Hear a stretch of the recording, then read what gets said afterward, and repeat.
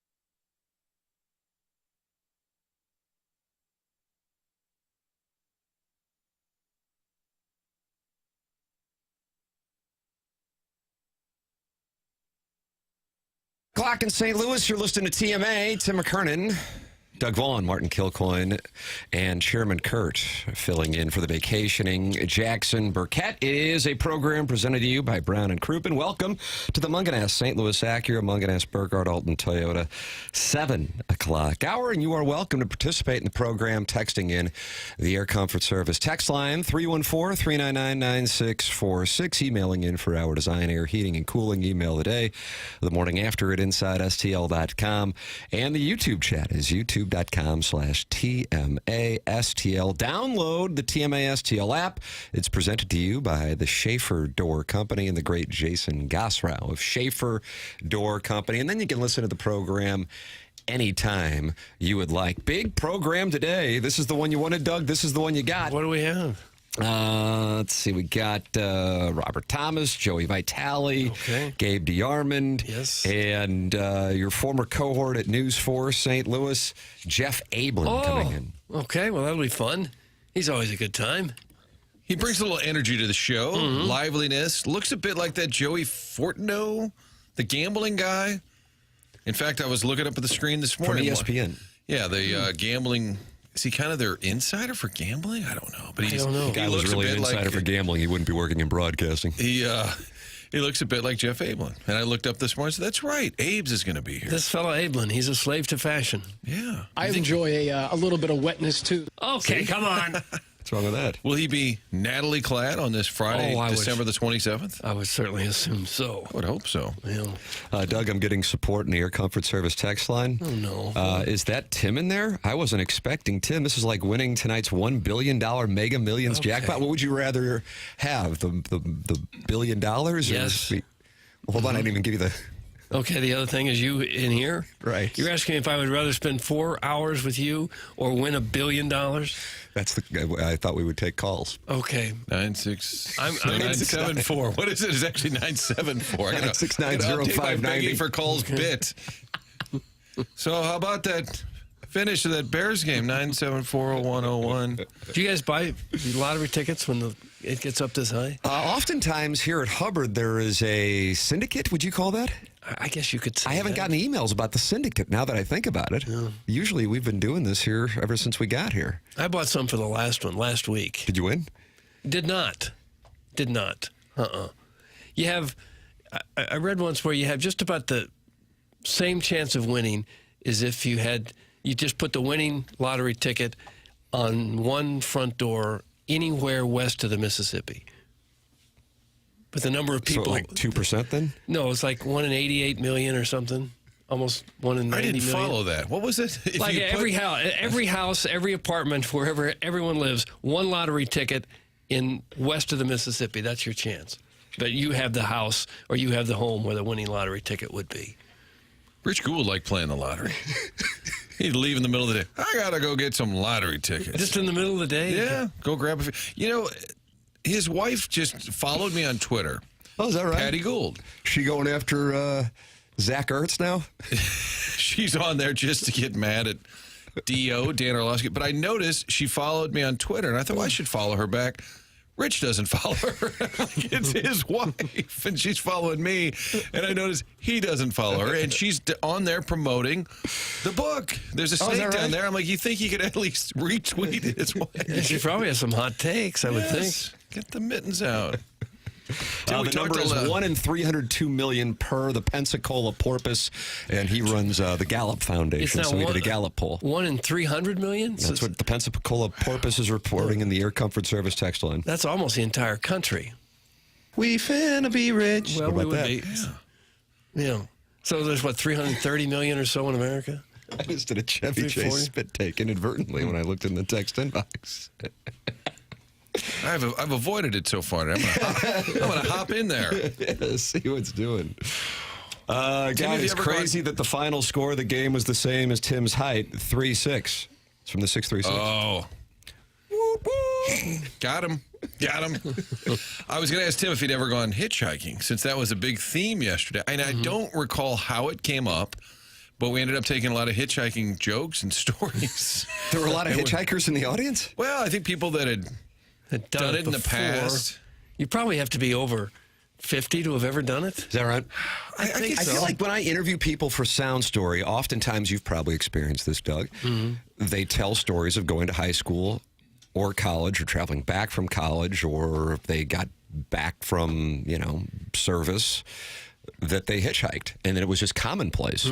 That's I guess maybe it was something, probably in the more 70s and then before, I gather. Yeah, that's true. The construction company, Cosney Wagner, I did an interview with the founder of that, and the two partners, Cosney Wagner, both went to St. Mary's, but they said the bus would drop them off, and you'd still be a mile away from the school. They said every day they hitchhiked the last portion to get to high school, and they said after a while, it was, people going to work that knew them and just started picking them up on a regular basis. Yeah, that works. But can you imagine being the parents?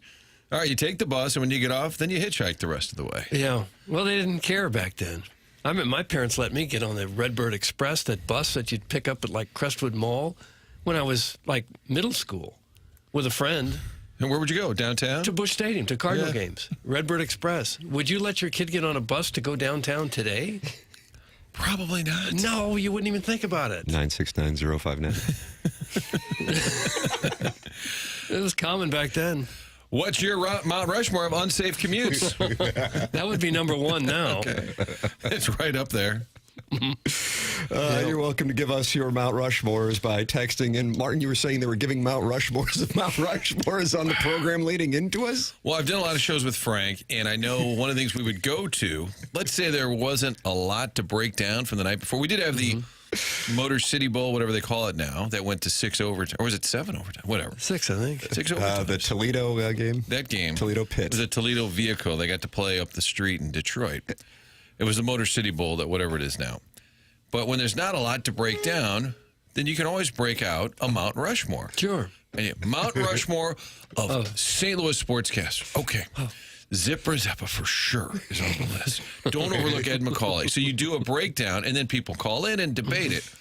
Well, driving in the show before us, they were debating Mount Rushmore and who should really be on it. Oh. So I said, so they were going political. That's a pretty good one. Yeah, so they were debating whether George Washington belonged on there or not. And then one of the guys said, what about FDR? And I said, well, it was actually constructed while he was the president. He hadn't really put in his time yet. But I thought, this is jumping the shark when you have a Mount Rushmore of Mount Rushmore. And somebody suggested a whole new mountain. We just start over. Yeah, start over. Or have another 4 presidents. So you were listening to this as well? I heard just for a second or two, yeah. I like the sample on the way in. And it sounds like you were rewarded handsomely. Yes. Gave me some topics here. I actually went to Wikipedia and started reading about Mount Rushmore. Oh, no. How long it took and who started it. And it was a U.S. senator from South Dakota, got federal funding, Doug. 2 million visitors annually. Yeah. I really did read up on it. It just feels like the kind of place you drive and drive and drive forever and get there and look at it and go, okay, that's kind of neat. Yeah. Where's the gift shop? All right, let's go. Oft times in my TikTok algorithm, things that are quote-unquote overrated or underrated by whoever's trying to gain traction with their particular account. And one that pops up, most overrated tourist destination is Mount Rushmore. Right, is it? Yeah.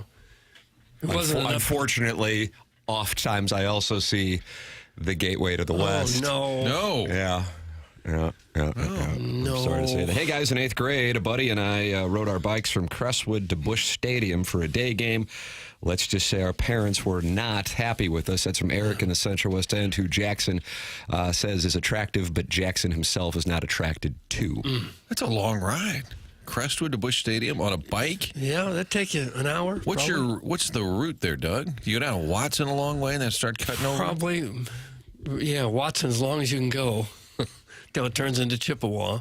Then you just go At some point across you gotta Kings make a Highway. left. Yeah. See, now this is why you break down Mount Rushmore. This is what happens. This is what happens. We've got a Blues game tonight. Preds are in town. Can't wait. Haven't been home in a while. Looking forward to this. Mm-hmm. Yeah, 3 of the next 4 here on home ice. We'll take your calls on that, on the schedule. You're welcome to participate in the program anytime you are looking for fun and games here. Chairman Kurt taking calls, 314-974-0101. Martin, you can email in for the Design Air Heating and Cooling email today, the morning after at InsideSTL.com. Design Air Heating and Cooling is online at DesignAirService.com. That's Seth Goldcamp's company. He's fourth generation. I'm a client. Doug's a client. Martin's a client as well, and you've experienced the glory that is Seth Goldcamp and Design Air Heating and Cooling. It's great to have a company that's been around St. Louis for a long time, and that's 1904. That's a really long time, and longest-running TMA sponsor. I like to say call them anyway. Longest-running TMA supporter. They've been taking care of folks in town. Thousands and thousands of satisfied customers. You know they've got a great name. You can ask around. If you worked with Design Air like I have, you know you're going to be satisfied with the service. They get in, get the repairs done, and get out. There's that pressure a lot of them try to apply. Oh, we got to replace it. If it just needs a repair, they're going to repair it. You will be pleased with the service at Design Air. Seth Goldcamp and family, keeping you warm in the winter, cool in the summer. It's DesignAirService.com. Get online, set up an appointment, even if it's just sort of, it's not quite on the fritz. Doug, do the kids say on the fritz? I'm not sure they say that anymore. Okay, but if it seems like it's on the fritz, or if it's not working properly, call our friends at Design Air. Simply go online, set up your appointment at DesignAirService.com. Design Air Heating and Cooling sponsor the email today, the morning after at InsideSTL.com. Your dossier for today, Robert Thomas, Joey Vitali, Gabe DeArmond in studio is Jeff Abland at 9 o'clock, who Doug worked with at News 4 St. Louis. Plus our Design Air Heating and Cooling email today, drops of the week. Now, I'm intrigued to get this one here from you boys. This is something I started doing way back when we had the website for Inside STL. InsideSTL.com. Started that in 2005. Now, if you go to InsideSTL.com, it just redirects to TMASTL.com. And the questions were the following. And I don't know how you would answer this year. No, I wouldn't know. Best St. Louis sports moment of 2024. Worst St. Louis sports moment of 2024. And St. Louis sports person of the year. Ponder those questions. We'll take a break. Sure. And we'll come back and we'll talk it over next. Here on TMA, presented to you by Brown and Crouppen. Munganess, St. Louis Acura, Munganess, Burkhardt, Alton Toyota, sponsor of our 7 o'clock hour. This is 101 ESPN.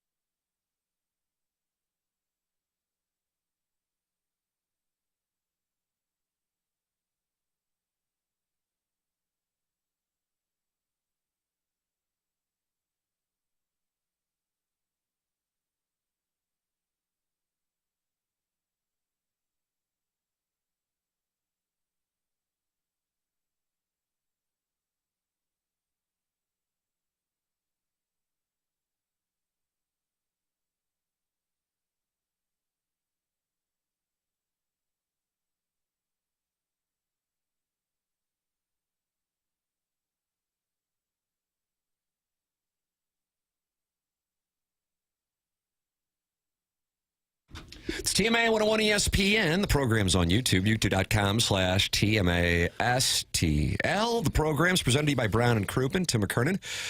Doug Vaughn, Martin Kilcoyne, Jackson Burkett is vacationing in the Hamptons. All right, you boys, we're starting to do some handiwork.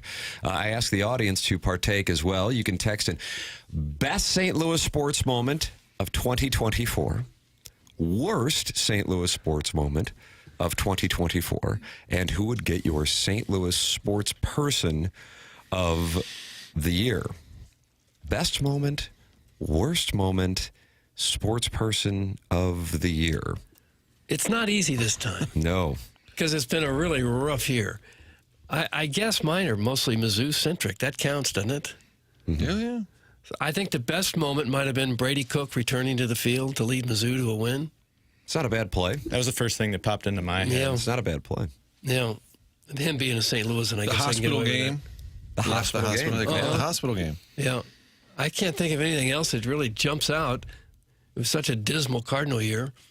Not much better with the Blues. Or City. They fired their coaches. Yeah. Yeah. That's all I got. Martin, you got anything that's popping into your head? Well, the Battlehawks playoff loss was tough. Mm-hmm. Mizzou losing. For the record, that was being replayed on FS1. What was? The Battlehawks in San Antonio.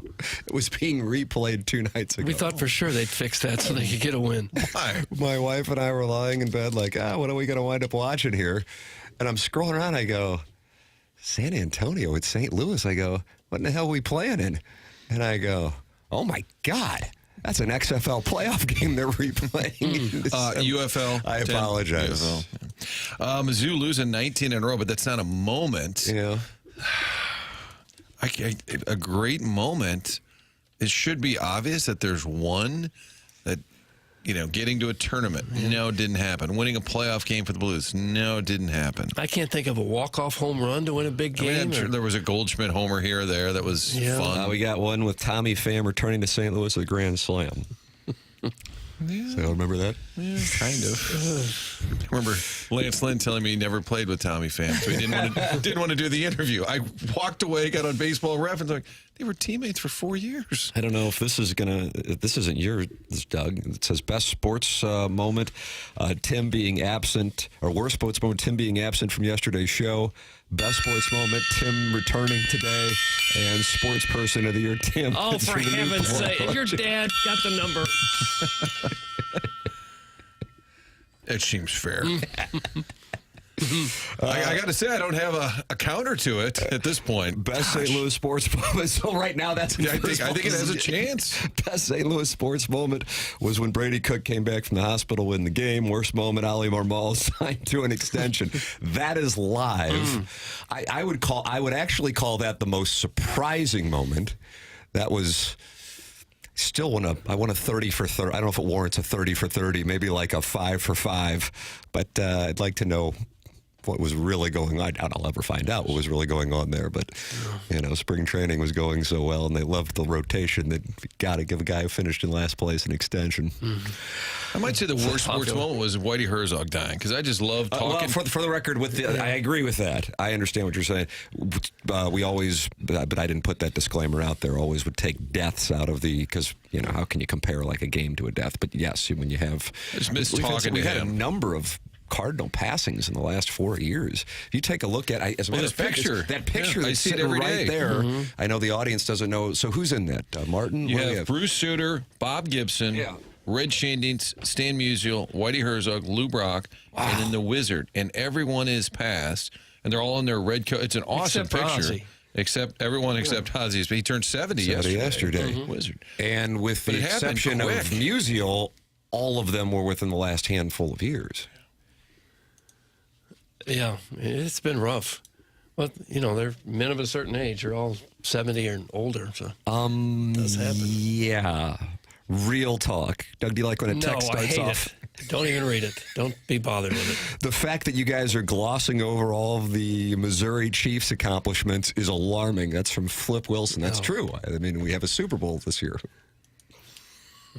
Mizzou, Kansas got a vote. It was a fun game. Okay. I mean, the truth is, there's no obvious winner other than a Cardinal moment here or there. Hey, that was fun. You had a down year for City, down year for the Blues. Yeah, it's been one of the worst years that I can ever remember, or in recent memory anyway. Sports person of the year. I mean, popular, having an impact. I mean, Mason Wynn, I'm excited about his future, but there is no obvious Arenado, Goldschmidt. Usually one of your star Cardinal players is the easy play. Blues players, yeah. I mean, Robert Thomas, if he's listening. I've got to vote for A.J. McKernan.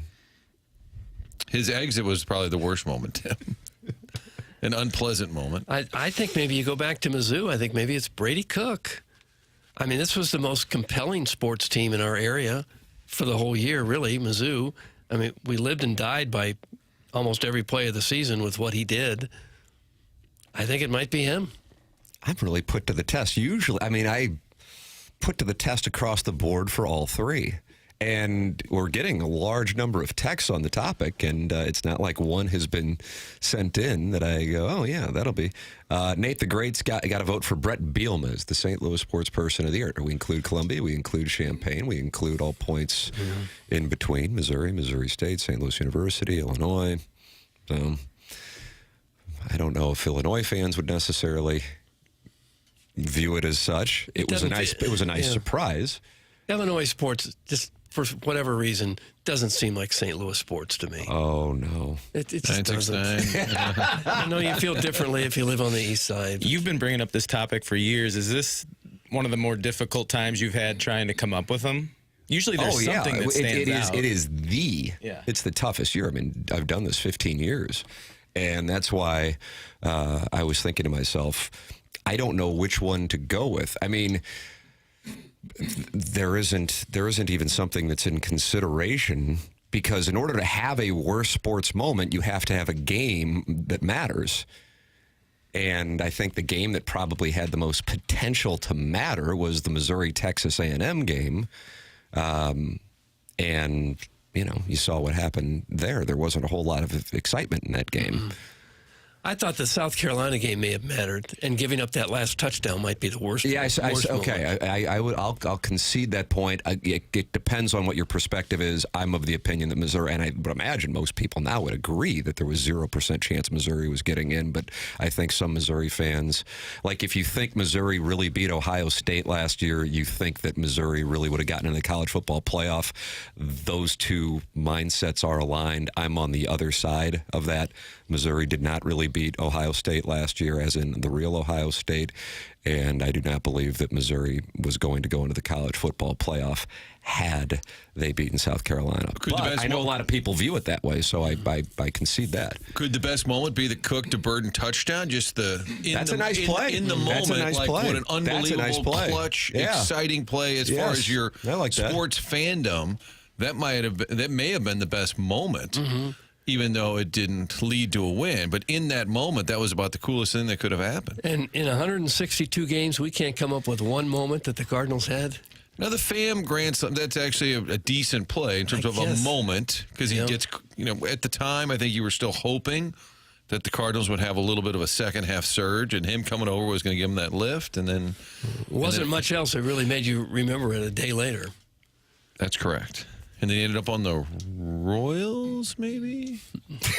He's played for about everybody. Oh, my God. On the worst list, you talked about Whitey Herzog passing away. Have you seen the baseball players that have died just this year?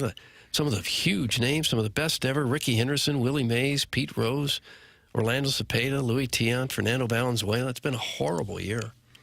And what was Ricky Henderson? He wasn't that old. 65, sir. But what was there a cause of death? Was not announced. Yeah. Well, I don't know. Yeah, it's been a rough year. Rough year all the way around.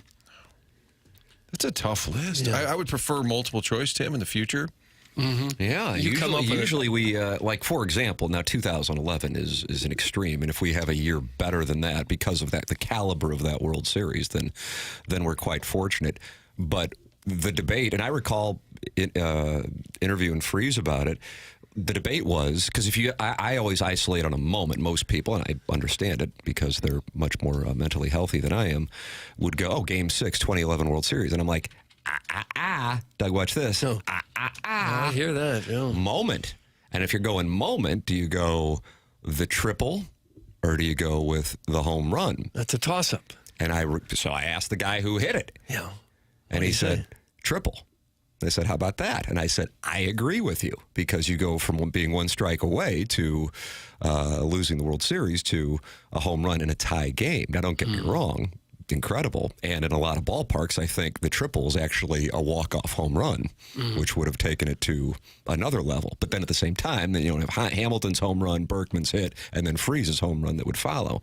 But if you isolate to point being, there were obvious moments in 2011. For almost every player in the history of baseball, either of those moments would have been the best moment they've ever had in their career. Yeah, he had them in an hour. Yeah. We had the skipper calling the bullpen, bringing in the wrong guy. I still don't understand what happened. He wanted Zepchinski, but they got Lance Lynn. I'm sure you've asked him. I don't think we've talked about it. Really? I you guys just talk. Wasn't somebody using the must restroom have. at the time? I thought someone was maybe in the bathroom at the time. All I know is the ticket in Dallas. I think Charlie heard it. And the next day, he's like, dude, you should have heard it. They did a fake Tony on the Dallas sports radio with a just ridiculous. This wasn't you. No, and this was a ridiculous Italian accent as told to me by Charlie. And the guy said, hey, it's Tony LaRusso calling to the bullpen. Dick Vitale impression. Send me in Zepchinski. Did he say Lance Lynn? Zepchinski. And they did this whole thing about how confusing it was to bring in the right pitcher. 2011 Mizzou. Oh, this is on point, Tim. What do we got? 2011 Mizzou. Would that have been 2011 Missouri? 2011 Mizzou. Was that James Franklin's first year? I believe around that time he was the Mizzou quarterback. He's making a comeback. Did you see this? James Franklin was actually on the 2010 team. He was in for a play when they beat Oklahoma when they were #1. Actually, So then Gabbert leaves in the draft of 2011. Yes, that's correct. Okay, and so then Franklin's the guy. He's making a comeback at West Virginia. We stumbled into this yesterday. He's 33, and by all accounts, I direct messaged him. He did not respond, Doug, as a follow-up to yesterday. Okay. But he's trying to play. I don't understand it completely. Then again, I saw Connor Bazelak playing last night for Bowling Green. He played for Mizzou in 2019, Doug. Wrapped up his college career last night in 2024, his 6th college season. So I guess anything's possible, but I think that James Franklin is real. Anyways, I was thinking of 2011 other than the Cardinals. Blues, was there any, the Cardinals obviously. I'm just saying how good was that year on the whole? It was a bad Rams year, right? That was the end of Spagnuolo. Did anybody else have a good year in 2011? Wouldn't it be like in... I can't remember the years, Martin. Sorry. Sorry, I didn't know. We're going back 13 years now. I was just curious about what other teams were doing. The Cardinals were obviously the story. Yeah. But I wondered what else we were treated to. That would have been a 2-14 Rams season, maybe. Yeah, the thing about 2011 is, obviously everything was Cardinals, and you could just, there were so many different moments. To narrow it down, we would always do a top 5. And so you could go into even the NLDS, Carpenter, Halladay. You could go into the night they clinched after being so far back. The squirrel. Of course, the rally squirrel. Take your pick. And then this year, I have no clue. Missouri, Kansas getting a few votes. But, I think the Brady Cook Hospital game. But, yeah, locally, if you're talking about in the city limits, because some people go, well, what? Hold on a second. Columbia doesn't count. Champaign doesn't count. For the purpose of the poll we would do, we would always include those, even if one would, not include them. For the purpose of the poll on the show, we would always include it. And it puts a man to the test. And then sports person of the year, I don't know. Somebody on the text line is suggesting Jason Tatum winning an NBA championship. Does that count for St. Louis? Can we take credit for that? He's from St. Louis. It's kind of borderline. Then you got Matthew Tkachuk hoisting the chalice. Yeah. Maybe we just give it to Chaminade. The duo, yeah. It's sports person of the year, Chaminade alumni director. I always thought that'd be a fun job for fundraising at Chaminade. Like, let me just see if I can get Matthew to cough up, and I'll try Tatum. My Rolodex has like 3 or 4 numbers. Bradley Beal might have $50 million to cough up. Oh yeah, I think he's David Lee. I think Beal's redoing their gym. In fact, is he? 9-6. Yeah, wasn't he going to start a big athletic complex somewhere too? Yeah, I think the one that was going to overtake the Mills. Yeah, I think that was an initial plan. Yeah, it's nice that they come back and take care of it. Thank God they did what they did. The Tatum Kachucks to give us a little fun last summer. Yeah. Gosh. Yeah. Well, so we didn't come up with very good answers, did we? No, it's a tough one. Sports Person of the Year, the President of Baseball Operations for his great vision to rebuild the Cardinal way. That's from Martin's Dangly Bits. Well, I don't think he's going to get a lot of support with that. But you could do one of those things in which you know, sometimes the person of the year for whatever awards isn't necessarily the most popular. Yeah. You know? So then that could be, if you want to go that route. Maybe this is recency bias, but it seems like nobody was really under the microscope more than Brady Cook in terms of playing on the field. That he's the one that we really, week to week, we're hoping to see succeed, and we're disappointed when he didn't, and we're thrilled when he did. Probably could have or should have been Luther Burden, like with a monster year. If he had put up huge numbers, then we could say, oh, man, he's going to be drafted high, and he had this monster final year, but the numbers just weren't there. Yeah, they couldn't figure out a way to get him the ball, which seems like coaching malpractice to me, but oh well. The Sports Person of the Year is Gangster Army for stealing players from Edmonton. That's from the 618.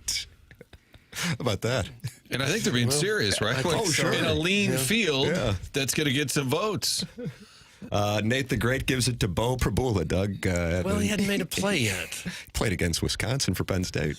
Tim missed my Cousin Sam breakdown yesterday. Cousin Sam studies college football and says Bo Prabula is not much of an upgrade at all over Brady Cook. Oh, is that right? He said he's a great runner, not very accurate. And he said you can use him in the red zone kind of like you could do with Tim Tebow. Mm-hmm. But he's not on board at this being a huge get for Mizzou. Now, that's just Cousin Sam, but he loves this. He breaks this stuff down. Wow. So he's like a big college football guy? Yeah. If he consumes a lot of. If he's as good as Brady Cook, I mean, you have to probably accept that because when healthy, Cook was pretty good. You could do a lot worse. I think the idea was, oh, my God, we got Bo Prabula, and he may end up being outstanding. I'm not saying he isn't. I don't know enough about it. But Cousin Sam just loves college football. He gave me Christmas Eve a full breakdown. Who did he like the most in the portal?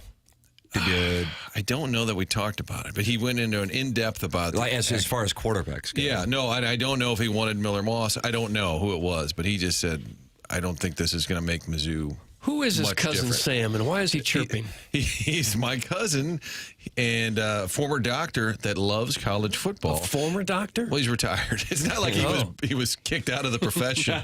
He was studying too much college football. They're like, hey, did you get to those x-rays? No, I'm listening to the New Heisel podcast. You're no longer board certified. Right.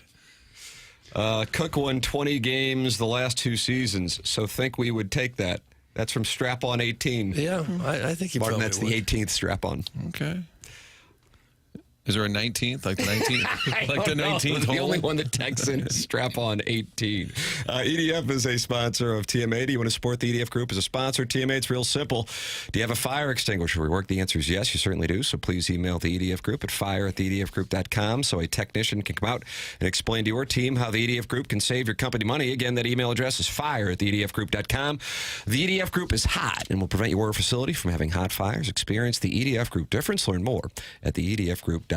You're welcome to participate in the conversation. Best St. Louis sports moment of the year by texting in 314-399-9646 or participating in the YouTube chat at youtube.com/TMASTL. There's also a 101 ESPN YouTube chat if you would like to participate in the 101 ESPN YouTube chat. And, of course, you can call in Callier and Thompson phone lines 314-974-0101. But, Chairman Kurt, are you able to even take the calls? If I see it out of my peripheral here, I could. Doug, do you like that up? out of my peripheral? I didn't mind it, I guess. Is it peripheral or periphery? Nurse? I kind of got caught in the middle there. I wasn't sure which way to go. Both can apply. Peripheral vision. Yes. But something's on the periphery. So it's like an adjective versus the noun? Oh, it could well be. God, education. Peripheral vision, adjective, my periphery, noun. Let's go with that. Okay. If I see it, I'll try to grab it. Enough with the Brady Cook and Mizzou, Doug. That's some Swayze possible burner. I just think it's by default, just because there's so little to choose from other places. I do too. Guys, Michael Gersh did some great things with those special projects. That's from Nate the Great. What special projects are we talking about specifically? The Post Malone and Jelly Roll concert. Well, that'll bring in some calendar. cash, sure. So he's the VP. The calendar with no players in it. correct.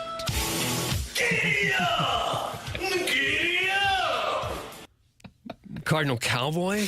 He's lying. Sports person of the year? What the hell's the new guy doing? Are we revisiting 2011 and sports stories from 13 years ago? Oh. KG, bring up some smut ASAP. Okay. That's from Wes Sutter of USA Mortgage. That's enough. Why drag USA Mortgage into this? Did he add his own livery to the end? Some of these guys attach their place of business to their text. Now, what actually is the deal is I learned this from the balloon party experience, that their company, since this is a Google messaging service, some people's names are saved by their businesses. And so that's how I got to know the Grape Ape Auto Detailing. And I just thought that was like a texter name, but that was his business. And then I think he enjoyed that his business's name was getting read because nobody else on 101 ESPN would like read the names. And then I think one time somebody wrote in to like MF me and Jackson, and it was a pastor from his church. Oh. Okay, interesting. And I read it, not like trying to expose him. And then the guy's like, now hold on a second. And I'm like, well, you know, maybe want to look in the mirror on that whole deal. Yeah, what is the legality there? Do you have the right to read their name, I guess, if it comes in that way? I think I didn't read his name. I think I read the church. I think it was the church, not necessarily like, you know, the reverend. The parishioners could probably figure it out from there. Online, he calls himself Sebastian for Youth. He wasn't. It was not Sebastian for you. It was the church. How about this one for best moment? Missouri voters getting the gambling votes across the finish line. So that could be the best moment. The St. Louis sports. We are the St. Louis sports people of the year, Doug. At least if you voted yay. Well, I don't know. I guess it could. I think people who were gambling were probably already gambling. I'm not sure it changed their lives a whole lot. Made it easier, but I'm not sure it changed it a whole lot. I think I'm going to get some better numbers, is what I think I'm going to get. When we went to break, I'll be able to shop the market a little bit. When Tim handed out the assignment and we had sort of our chalk talk moment during the break, we were all do, we were all scribbling. I kept thinking, I know I'm overlooking something. I know I'm. That's what I was waiting for the text inbox. That's what I'm saying. For any of them. There wasn't a big, huge Blues comeback win or a Cardinal walk-off that made you think this team's really got it. I think in the moment, I think the fam head, you thought, oh, all right, maybe he'll give us a lift. If you're going to go in the moment without knowing what wound up happening, which is why, like, Albert Pujols' home run off Brad Lidge, you isolate it in the moment. I mean, it was incredible. They then lost the next game, so it loses its impact. Same thing would have happened with Freeze's home run, you know, if they would have lost the next night. But in the moment, I think that there's something to that, because I do recall thinking, okay, they're about to take off. And then I think they got, like, swept in Wrigley the next series or something, and it spiraled from there. And I agree, Martin, on the Burden, South Carolina catch. You can say that about the strip sack against Oklahoma the week before that one, if you want to isolate into moments, you know, not knowing the outcome. So, yeah, I would agree with that. I think if you want to go impactful, looking back on certain moments, I would say I'd be curious what that game against A&M would have looked like if they didn't pick up the defensive pass interference flag out of nowhere on Missouri's first drive when they would have had 1st and 10, like at the A&M 15. But, you know, crap happens. You got to overcome it and not pack it in. You know, but was that the worst sports moment, that game? Just the deflating nature of it? Because Mizzou football was the only hope for 2024 to be be exciting. The only team that you see that, and you know, as I always say, love the Colonel. But I remember he's like, no, you didn't lose anything outside of your room for air. And I'm like, yeah, you did. That will be, when you get blown off the field like that, that will be litigated if you're in the mix for a final spot, which means they're going to have to win and win impressively, and obviously cannot lose, because 10-2 with that loss on your resume is devastating. Because if you're already considered to be borderline and you're not old money in college football, they'll blow you out of the water. They'll find I mean, they tried to do it with one-loss Indiana team, you know?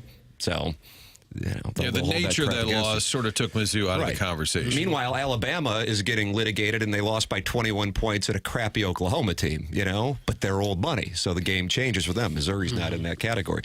Your thoughts are welcome. 314-399-9646, Air Comfort Service. Text line 314-374-974-0101, Callier and Thompson phone lines. And you're always welcome to participate in the YouTube chat, youtube.com/TMASTL. This is the Morning After, presented to you by Brown and Crouppen on 101 ESPN.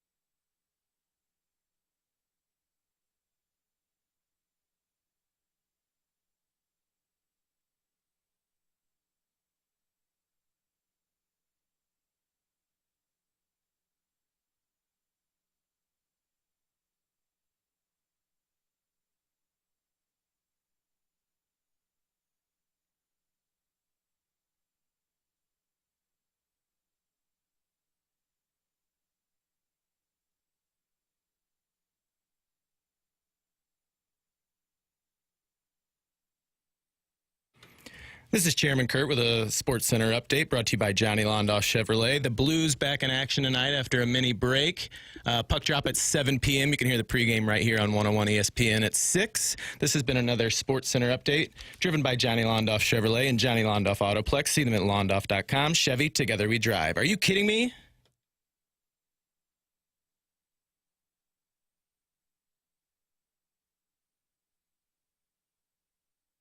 Tim McKernan, Doug Vaughn, Martin Kilcoyne, Chairman Kurt, in for the vacationing Jackson Burkett here on the program. This is 101 ESPN and YouTube. You can watch the program and participate in the chat with friends of the feather, like the delectable Danny Pentaro.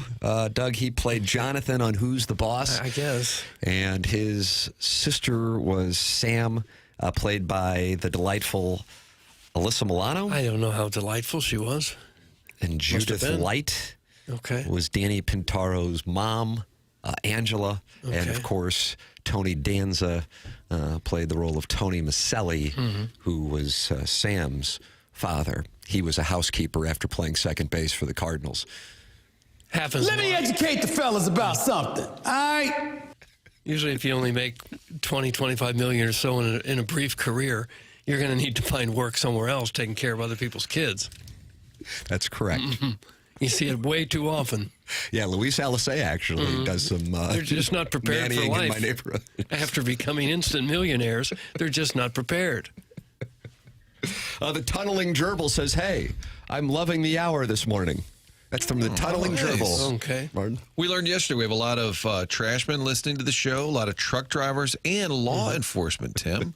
So at one point, there were a number of people texting in saying they were working. We did a little roll call. Who's working today? Where are you listening from?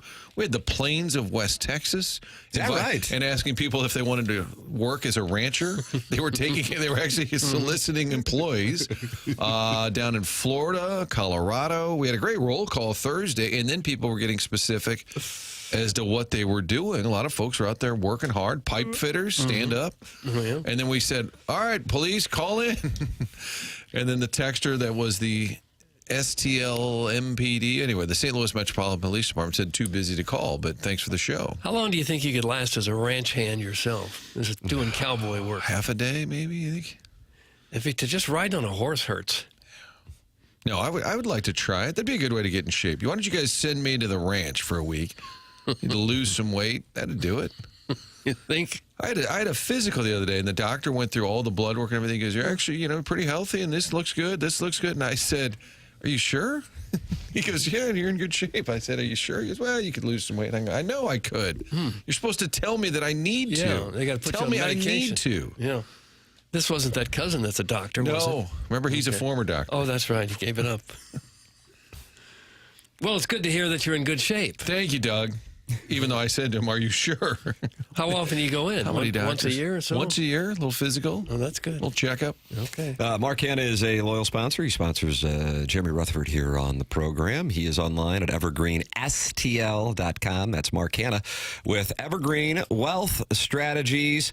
And I would say this, a lot of people have heard me say it, and I want to make sure I keep driving the point home. If there is something that I could go back in my 20s and do over, I would keep taking Propecia. Then secondly, it would be to make sure I had a financial advisor.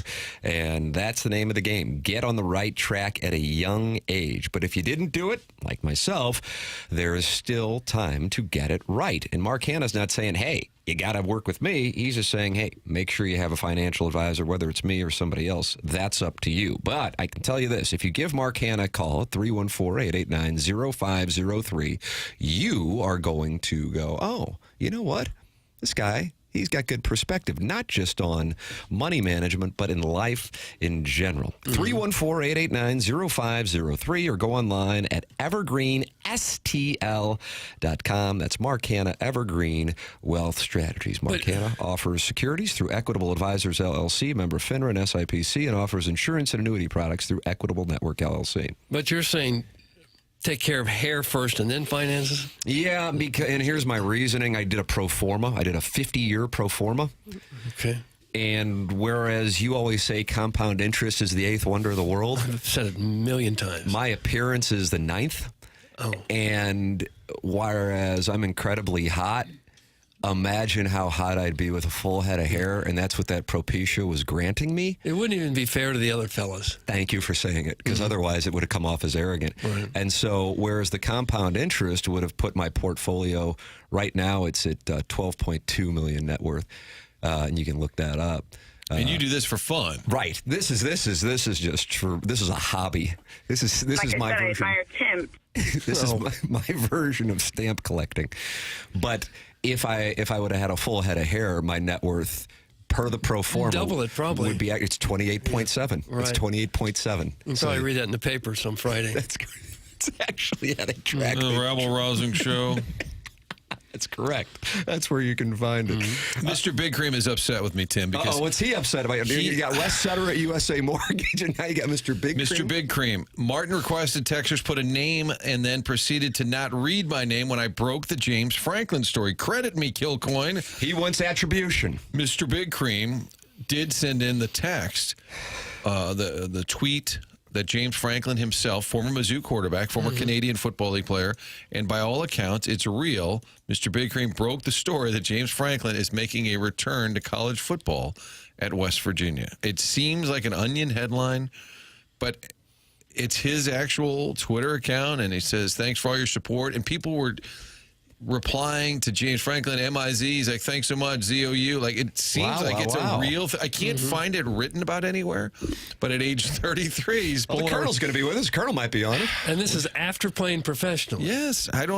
He says 5 years is long enough. Time to lace him back up one more time. College. Guess I can go back and knock out those 8 hours, and I have eligibility. It's Thornton Mellon here. He's West Virginia. Here I come. Take me home, country roads. Let's go. A 5-month journey out of a 5-year retirement to play football while growing a business, he said.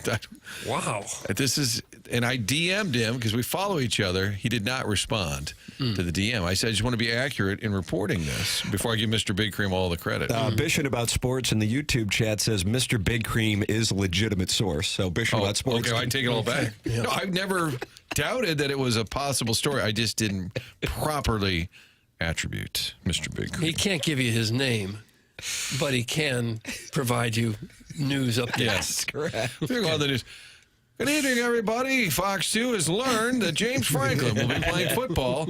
That's according to Mr. Big Cream. All right, I have a question. So I just looked up James Franklin. One of the things it says is that he went undrafted, but in 2014 he signed a rookie free agent deal with the Lions. I was about to say, I remember him with the Lions briefly. And I don't know if I remember him playing, but I feel like he was tied to the Detroit Lions. And I know the landscape of college sports has changed a lot, but I was under the impression once you went pro, I mean, that would kind of torpedo the eligibility. Yeah. Although now, maybe, I don't know if there's any rules. You can go pro and play college in another sport.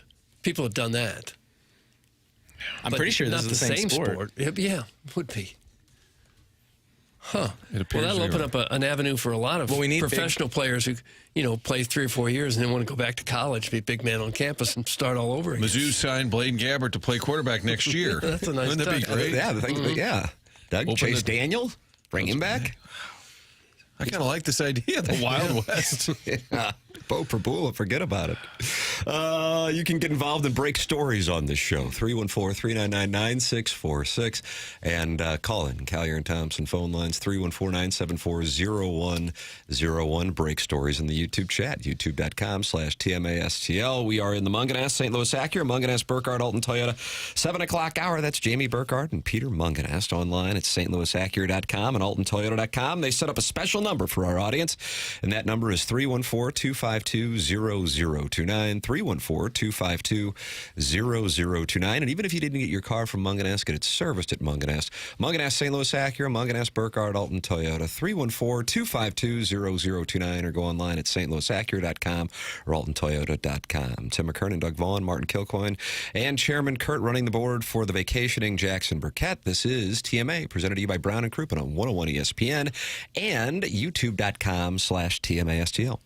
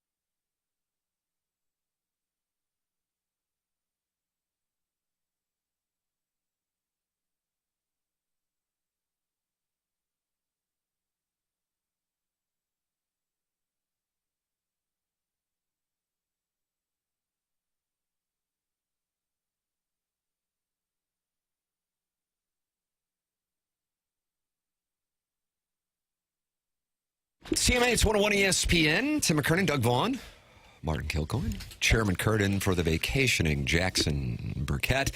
Chairman Kurt, what do you have here with, you got a potpourri of fun with audio? Doug, I think you like this one the most. Chris Sims? It sounded good to me. Because you're not a big Bill Belichick guy in general. I would imagine most St. Louisans would probably be with you, at least if you're of the age to remember Super Bowl 36. I don't care for his attitude. Yeah. And Chris Sims giving his explanation as to why he didn't get any calls in the NFL. Okay, I'd like to hear it. Go ahead. You surprised Belichick took that Carolina job? I am surprised. Do I believe he's going to stay there long? Absolutely not. I mean, the buyout tells you everything. Starting this June, he can be bought out for couch cushion change from NFL owners. I mean, come on, $1 million? Belichick has got $1 million of cash he could put in his pocket and pay that off. I mean, that's nothing. He's worth hundreds of millions. Like, that's nothing. So that alone tells me he doesn't want to stay there long term. He was shocked, I know, and so were people around him, that there wasn't more of a calling for him to be the head coach. So, yeah, am I shocked he's going to college? Definitely. Did I think there'd be a team out there that would latch on to Belichick? I did think that. But I'm not shocked that the NFL rejected Belichick. His age, his control, his demeanor, everything that comes along with him. Yeah, there's going to be some organizations that are going to be like, wait, we don't want to deal with that. We don't know how much longer he's going to coach. And we're not just going to give him free reign to take over everything if he's only going to be here for 2 or 3 years. Belichick has treated most of the NFL like for the last 20 years. That didn't sound like Chris Sims to me. That was Chris Sims? That's what got that from Awful Announcing. Oh. Well, I kind of agree with what he said. Kind of agree with all that. The one thing that I know you don't agree with is that Bill Belichick's worth hundreds of millions of dollars because CelebrityNetWorth.com has him at $70 million. 70 only. And as you know, once you become a celebrity, you submit your net worth to CelebrityNetWorth.com. That's correct. That you actually do have to. Tax forms are sent over. That's correct. Annually to Celebrity Net Worth. They have no idea. For the record, Pete Carroll looking at that Bears job, he's at $50 million net worth. Yeah, that just sounds about right. Shohei Ohtani's net worth is $150 million.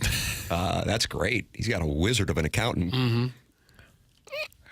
Well, didn't he sign for $500 million? That's why that accounting firm is so impressive. Yeah. Chris Sims is ask yourself a question guy. Do I think he's going to get another job? Yes. Was I surprised that he didn't? Do I think that you just keep asking yourself questions and then you answer them yourself? Mm-hmm. I'd like to see more NFL owners just say it, though. Wasn't a big Belichick guy before, didn't really want to talk to him. It'd be interesting if people would admit that. Yeah, I bet it's didn't true. Arthur Blank say that Bob Kraft, or that was reported? Yes, that Bob Kraft that it was an inside job, and Robert Kraft said, you don't want to deal with him. Yes. Which probably happens all the time. He's such a sourpuss. And now he's got the stigma of, wait a minute, it was all Tom Brady doing that. As soon as he left, I couldn't win anything. So between those two factors, I could see where some team doesn't want to pay him $1 jillion to come in and coach. I can understand that. And not to mention the fact that he's in his 70s now. How long is he going to be there if he is successful? If I were the Bears, I would consider Pete Carroll, because you're going to go out and hire an assistant that's going to be bad. They're going to do with another 2 or 3. Even though I'm not saying Pete Carroll's the guy for the Bears, and I'm not doing a deep take for sports radio. I'm just saying the Bears are going to get it wrong, and go ahead and write it down now. Then in 2 years, they'll say, what are we going to do? We need a new quarterback. That building is so bad. Everything they do is wrong. I'd almost consider hiring a guy like that to run the building, or like, just tell us how to do football, Pete. How did you build it at USC? How did you sustain it in Seattle? And I guess he probably doesn't want that job. He wants to coach. But don't you just need somebody to come in there that knows how the NFL works? It just seems like they just muck it up so bad. Every hire, every GM, every coach. Right. My friends up there, that's all they care about are the Bears. Is that right? And it drives them crazy.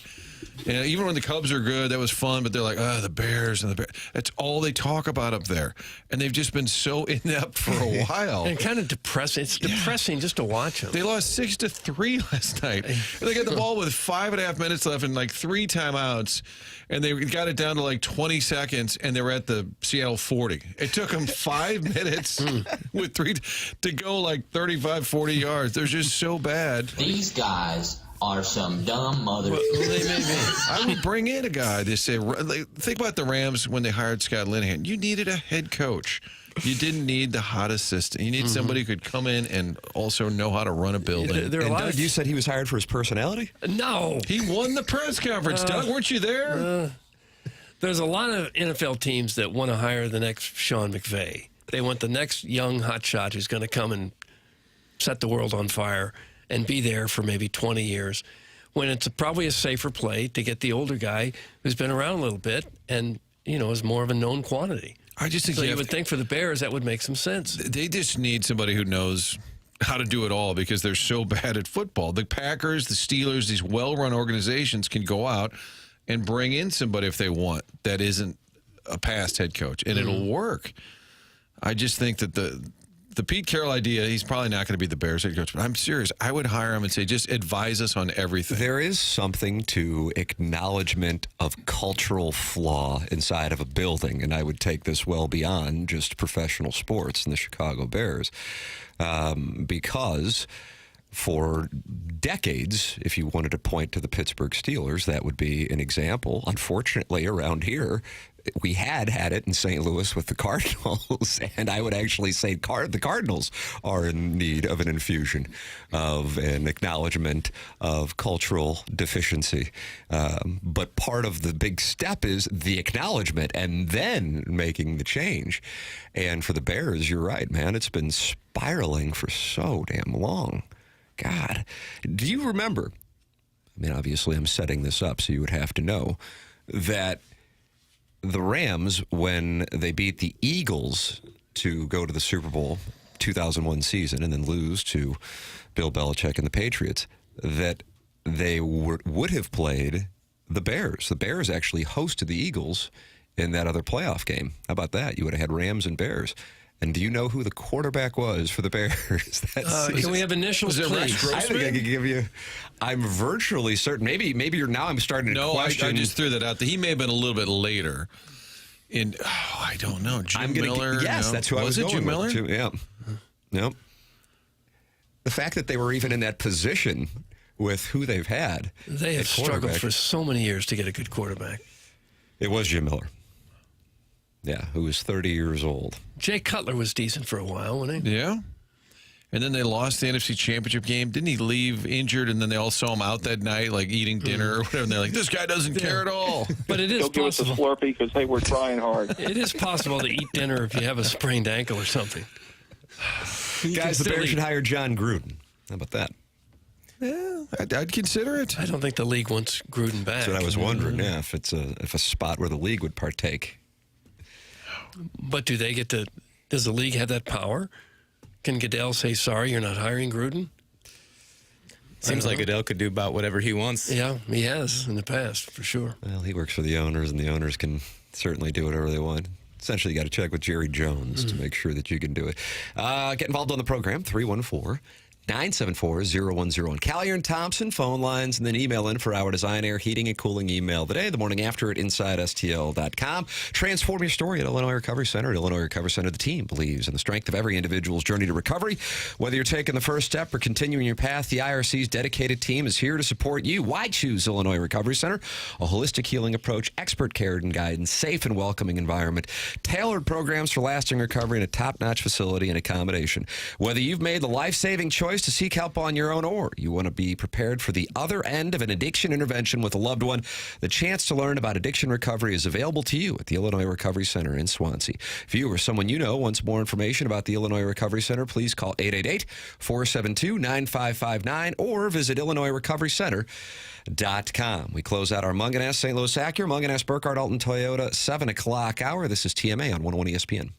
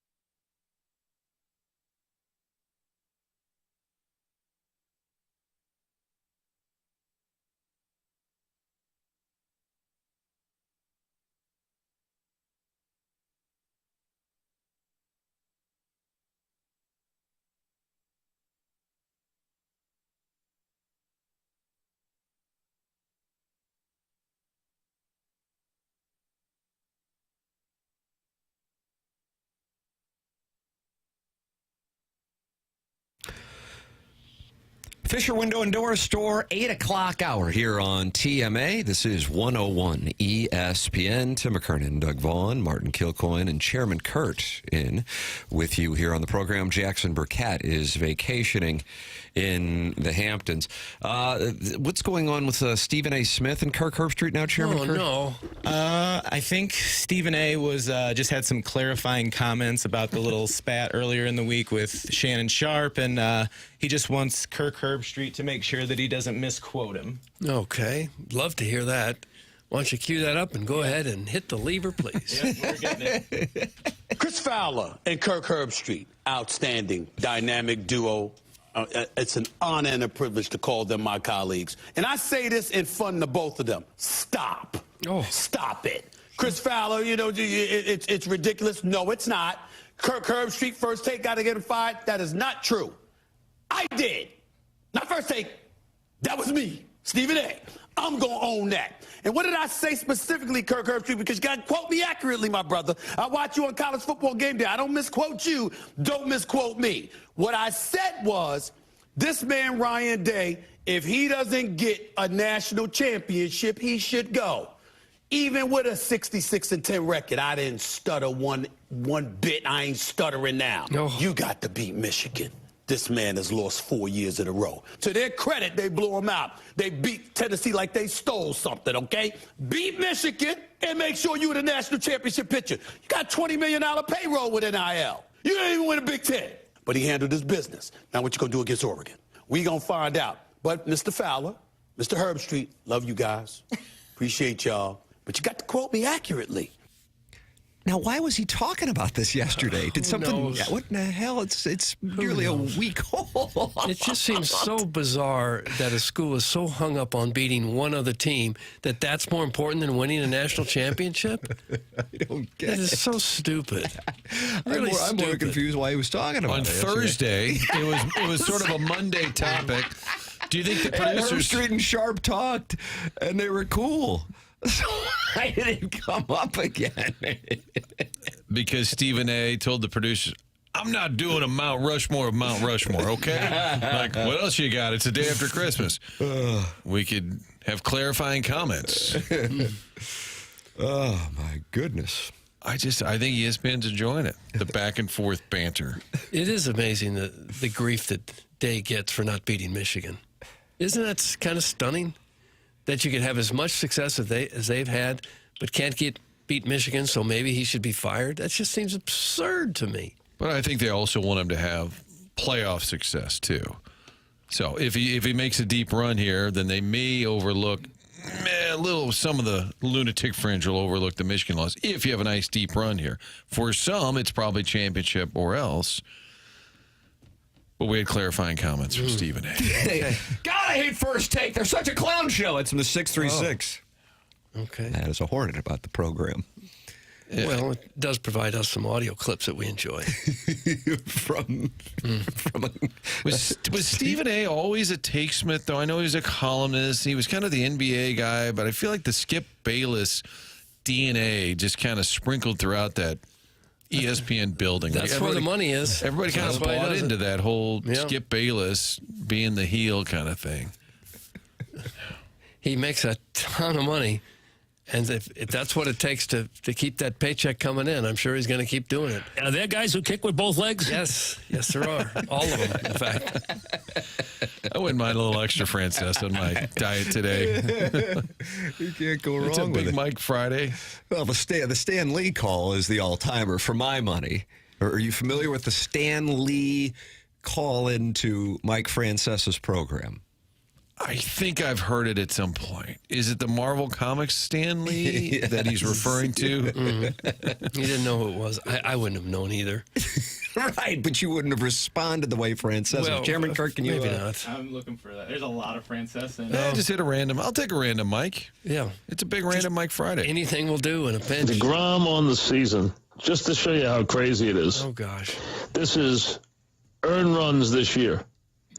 1, 1, 1, 4, 3, 0, 0, 0, 0, 1, 0, 1, 2, 1, 2,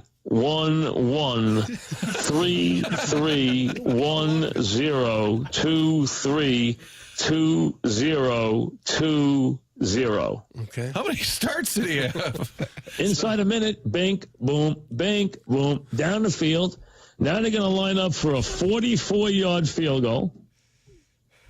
And this guy for the, is it Cod? Is that how we pronounce his name? The new kicker for the Chargers? How's his last name pronounced? Do we know? I'm not sure how we pronounce his last name.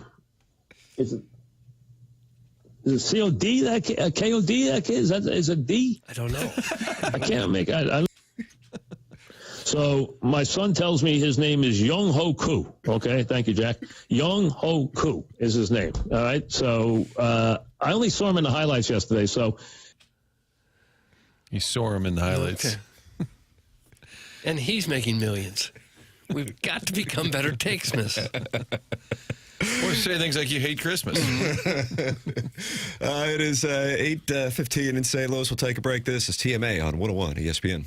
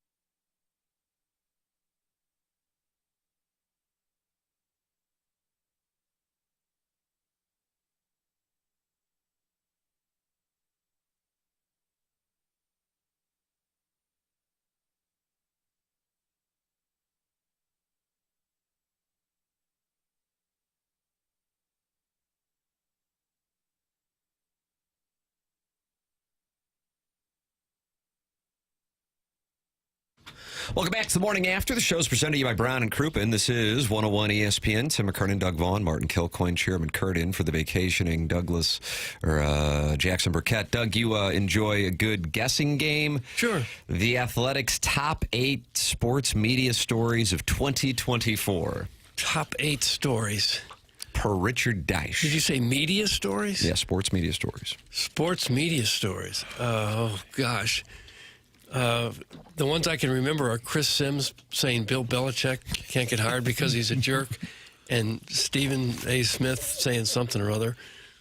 Are those two on the list? They did not make the cut. NBA bidding rights. NBA rights seems like a big one. NBA ratings stumble? Not in there. Not in there. It's Richard Deitch's WNBA ratings. That's a good guess based on the source, but that is not in there. Okay, can we have some 8 clues? Stories. Okay. A lot are NFL related.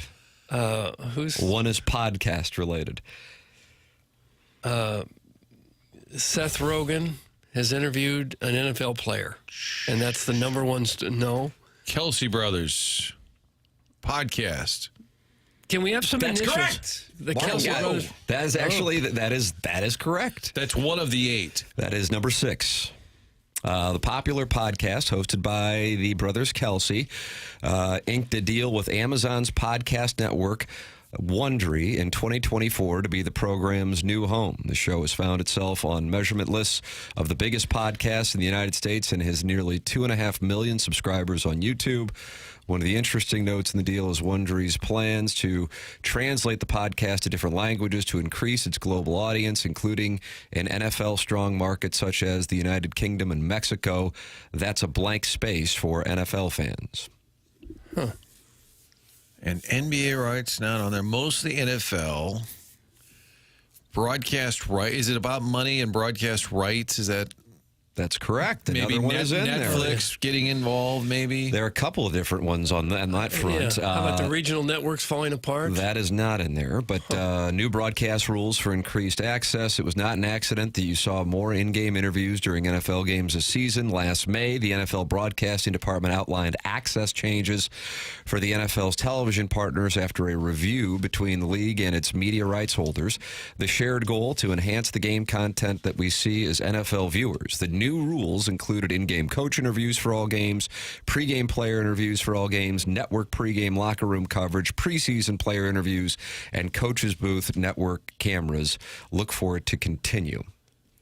Number 5, the rise of alt broadcasts. The alternate broadcasts of NFL games launched into a new stratosphere in 2024 with a Simpsons animated altcast of Monday Night Football airing on ESPN Plus and Disney Plus, and NBC Sports making its NFL alternate broadcast debut on Peacock with last week's Texans-Chiefs game. It follows alt broadcasts on Nickelodeon and ESPN's now long-standing Manning Brothers broadcasts, and one using Toy Story.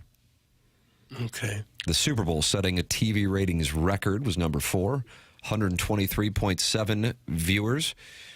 Number 3, Peacock airs regular season game from Sao Paulo, Brazil. That's a big story. That one of the games was on television. That's right. Okay. Netflix landing an NFL package of games. That was number 2. And number 1, Tom Brady beginning his broadcasting career. Yeah, that would have been a good one to play. Yeah. All right. So I can give you a guess on what I think will be in the top 8 next year if we're going to use that as number 1. What about the Holiday Bowl tonight on Fox? Is that in the list? Did not make it. Certainly should be. I agree with you. And that's Washington State and Syracuse with our official... Fran Brown's our guy? Yeah. He said he won't be taking an eggnog bath if he wins. Is that right? Allergic to eggs. Oh, wow. That'd be a bad thing to be allergic to. Top 8 things to be allergic to. 969. I think for us, the biggest story is the breakdown of the Fox Sports, what used to be Fox Sports Midwest. And now it's, what is it, was Bally's, and now we're down to FanDuel Sports Network. Mm-hmm. That's going to have the Cardinal uncertainty is for sure the number one. Even just being able to media. watch the games has become difficult for some. And I think we have clarity for what, just this season ahead, but after that, I don't know why you can't take that in-house. I mean, I just think in Chicago, even that Chicago Sports Network where they've teamed up, I understand the Blues don't want to be second fiddle to the Cardinals, but it seems like a natural pairing So then they would have an alternate channel for the Blues when they have a conflict? I guess. But just to have a channel, St. Louis sports channel, Cardinals Blues, and you play great games of the past. They'd be on every bar in town all day long. Oh, I would love it. And then you have other programming that goes with it, longer pre-games, longer post-games. I don't know if they just don't want to attack that and take on all the production work, but I would think that would eventually make money for them. Well, I mean, I've posed this question before on this station back in the balloon party days, how much people would be willing to pay. So, for example, let's say that channel costs $9.99 a month. So, by simple vote of yes or no, text it in, 314-399-9646. If the Cardinals and Blues had a channel, so now you have all the games, you have an app, and it also has the old games, assuming that they would be able to have the rights to air those. I don't know what the situation is, but we'll operate off the premise that they would. Would you pay $9.99 a month for that? And absolutely. Let's see, I mean, for me, it's a no-brainer. Yeah, I would. Be the greatest. But I don't. But my point being, people said they would not. When and I mean, some people, of course, said yes, but the majority, I would say, 70-ish% said they would not. And I was surprised by that, especially at $9.99, because I think that probably would be low. I think it'd probably be in the $14.99, $19.99 range, more likely. And I'm spending $100 a month on cable. Largely because of Midwest. So I can watch Blues and Cardinals. Nobody at the house cares if we have the cable or not. I get it just for that. So I'm already spending $100 basically to have Blues Cardinals access. So yeah, $10 for sure. So as you say, I would say we're getting about 60% in the early going yes. But it's not overwhelming. And also keep in mind, you're talking to people listening to a sports talk radio station. You're talking to sports fans now. Sports fans. So it's concerning for the Cardinals and Blues that it isn't a larger percentage saying yes. Which then because it's not like it. I mean, we know that it's crossed their mind to the point that they've even kind of discussed it. I feel like the Blues have talked about it more openly than the Cardinals have, but that they've run numbers and they don't think that the risk is worth the reward to date. Doesn't mean that things could change, but I would have thought that this would have been a direction to go beforehand. We might just not have enough going on here in sports to come up with content for a network, devoted strictly to St. Louis sports. You would need Chicago's got all kinds of teams. New York, same thing. L.A. But we've got 3 if you count the soccer. I'm not sure that's enough to go around the clock. You can't carry the soccer games. So that's out. That's out. You would need 500,000, and that's because of the Apple deal. For the record, because nothing against soccer, like Kirk Herbstreit, different story, but it's because of the Apple contract. I understand that. But if you had 500,000 who said sure, which is a huge number, but I'm just giving you an example. If 500,000 people in this area, or I guess beyond, you could live in Alaska and buy the package or whatever. That's still what, $5 million at $10 per? Is that $5 million a month? That's still $60 million. That's still less than the Cardinals are getting on the deal they had with Bally's. That just gives you an idea. Not only the number you'd have to charge, but the amount of people you would need to say yes. 500,000 people signing up for it would be a massive number. And at $10 a head, that's still only $5 million a month. You're still falling way short, and that's assuming the Cardinals and Blues are doing it together. Well, they also have the advertising inventory, so that's a big part of the. But now you have expenses associated with it as well. Wouldn't the easy way out for them would be just to accept a little bit less from a FanDuel Sports and what they're getting now, and not have to go through all the hassle and the struggle of creating their own network? Yes, and that's what they chose to do. Yeah. That's why they took the hit. They took a haircut on it. I'd like to know the production costs for doing a whole season, And I get it. The ad money would be coming in, but you'd have to take you got to take on the whole project. That's exactly right. It would kind of be hard to run a network when the Cardinals never make a single move, so it would just be dead air playing the 2011 World Series over and over again. That's from the 618. I would love to watch really old games. I don't know if all that still exists. If they have entire games that they put away on tape from 30 or 40 years ago, I don't know if they have that. They might. If anybody would have the inventory, you'd think the Cardinals somewhere. Yeah, you could do it. You could do it now in the computer age. You could store it somewhere. But there was a time to store those games. You literally would have taken warehouses full of space to have those individual tapes. The actual plastic box with the 3/4-inch tape. Right. Hello, everybody. Jay Randolph joining you from Olympic Stadium in Montreal. Wouldn't you just be mesmerized by some of those? Just seeing Mike Shannon's plaid sport coat come on the screen. To hear Jack Buck's voice again. Yeah, I'd love that. The goodwill is gone. I have no connection to either team anymore. That's from the bastard James Hahn. He's out. On both. Well, that'll change when they turn it around. Things go in cycles. Wouldn't the Blues and Cardinals also have to figure out how to split that revenue? I could see the Cardinals saying because they have more games, they should get a higher split. That's from Al in Dadeville. Yeah, well, that would be reasonable. Cardinals stink. Oh, come on, Mike.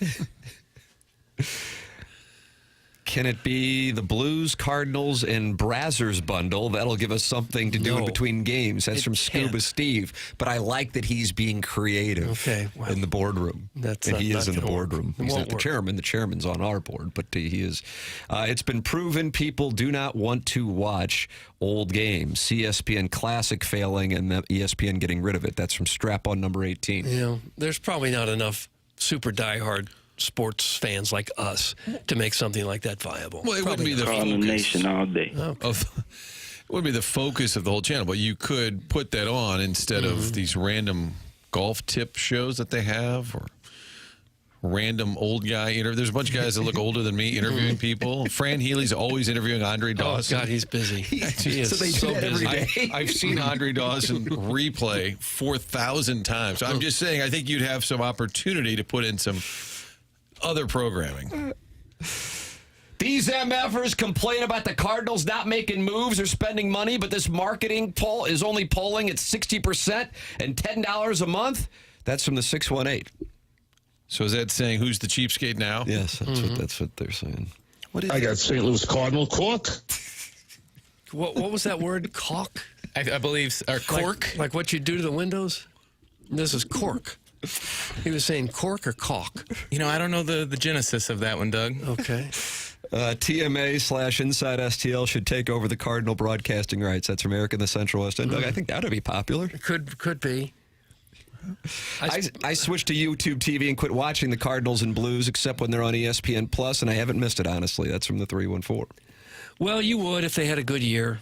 You don't miss it when they're in last place or were hopelessly out of the running, but if they were contending, you'd probably miss it. I'm not necessarily a big St. Louis fan, like Cardinals fan. Okay, Charlie. What was the context? It's hard to be a fan. If your team is bad, it's hard. And if your team is good, it's easy. And by the way, Jeff Abland's had a lot of time to come up with an answer for me. The context of his drop. We get it, Guy. You work out. I need to know the context. Maybe Buck Swope can chime in. So Jeff Abland's at 9 o'clock. Is that correct? So is Joey Vitali. So, yeah, we got to maybe adjust. It's a big CBC 9 o'clock hour. How was the party? Joey can join us in the 8 o'clock hour. How was the party? Did you go? I did go to the party. Yeah, I guess I haven't seen you since the party. Were there picketers outside? There were not. And that's the first thing my wife said when we walked up. No picketers. Doug Jackson and Martin are not here protesting. No, the goons got to us. I thought the Teamsters were going to join in. We couldn't even get close. There was a perimeter that Vitali set up. Yeah. You want to see if he'll come on a little earlier? Yeah, because then we're not overshadowing Abland. The Colonel's going to be with us. We know that. And you got the Design Air Heating and Cooling email today, the morning after at InsideSTL.com. The morning after at InsideSTL.com. Send your emails in, and you're welcome to text in 314-399-9646. James Carlton of the Carlton State Farm Insurance Agency is online at carltoninsurance.net. He presents Gabe DeArmond every Monday and Friday here on TMA. And he's been my insurance agent now for 5+ years, 400+ 5-star reviews on Google Reviews. That's James Carlton of the Carlton State Farm Insurance Agency. I'm so happy I made the switch. You make the switch. They do all the paperwork for you. It's James Carlton at 314-961-4800 or online at carltoninsurance.net. If your insurance costs a leg and an arm, call James Carlton State Farm and check out the 400 5-star reviews from clients of James Carlton on Google. 314-961-4800 or go online at carltoninsurance.net. Tim McKernan, Doug Vaughn, Martin Kilcoyne, and Chairman Kurt with you. Joey Vitali may be joining us coming up here in a matter of moments. This is TMA on 101 ESPN.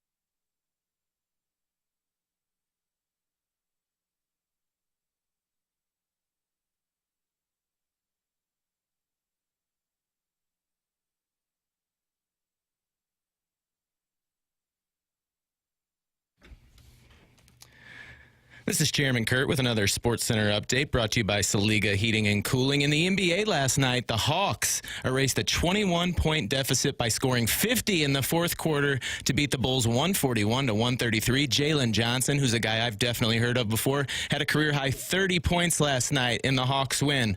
That's been another Sports Center update brought to you by Saliga Heating and Cooling, an independent American Standard heating and air conditioning dealer.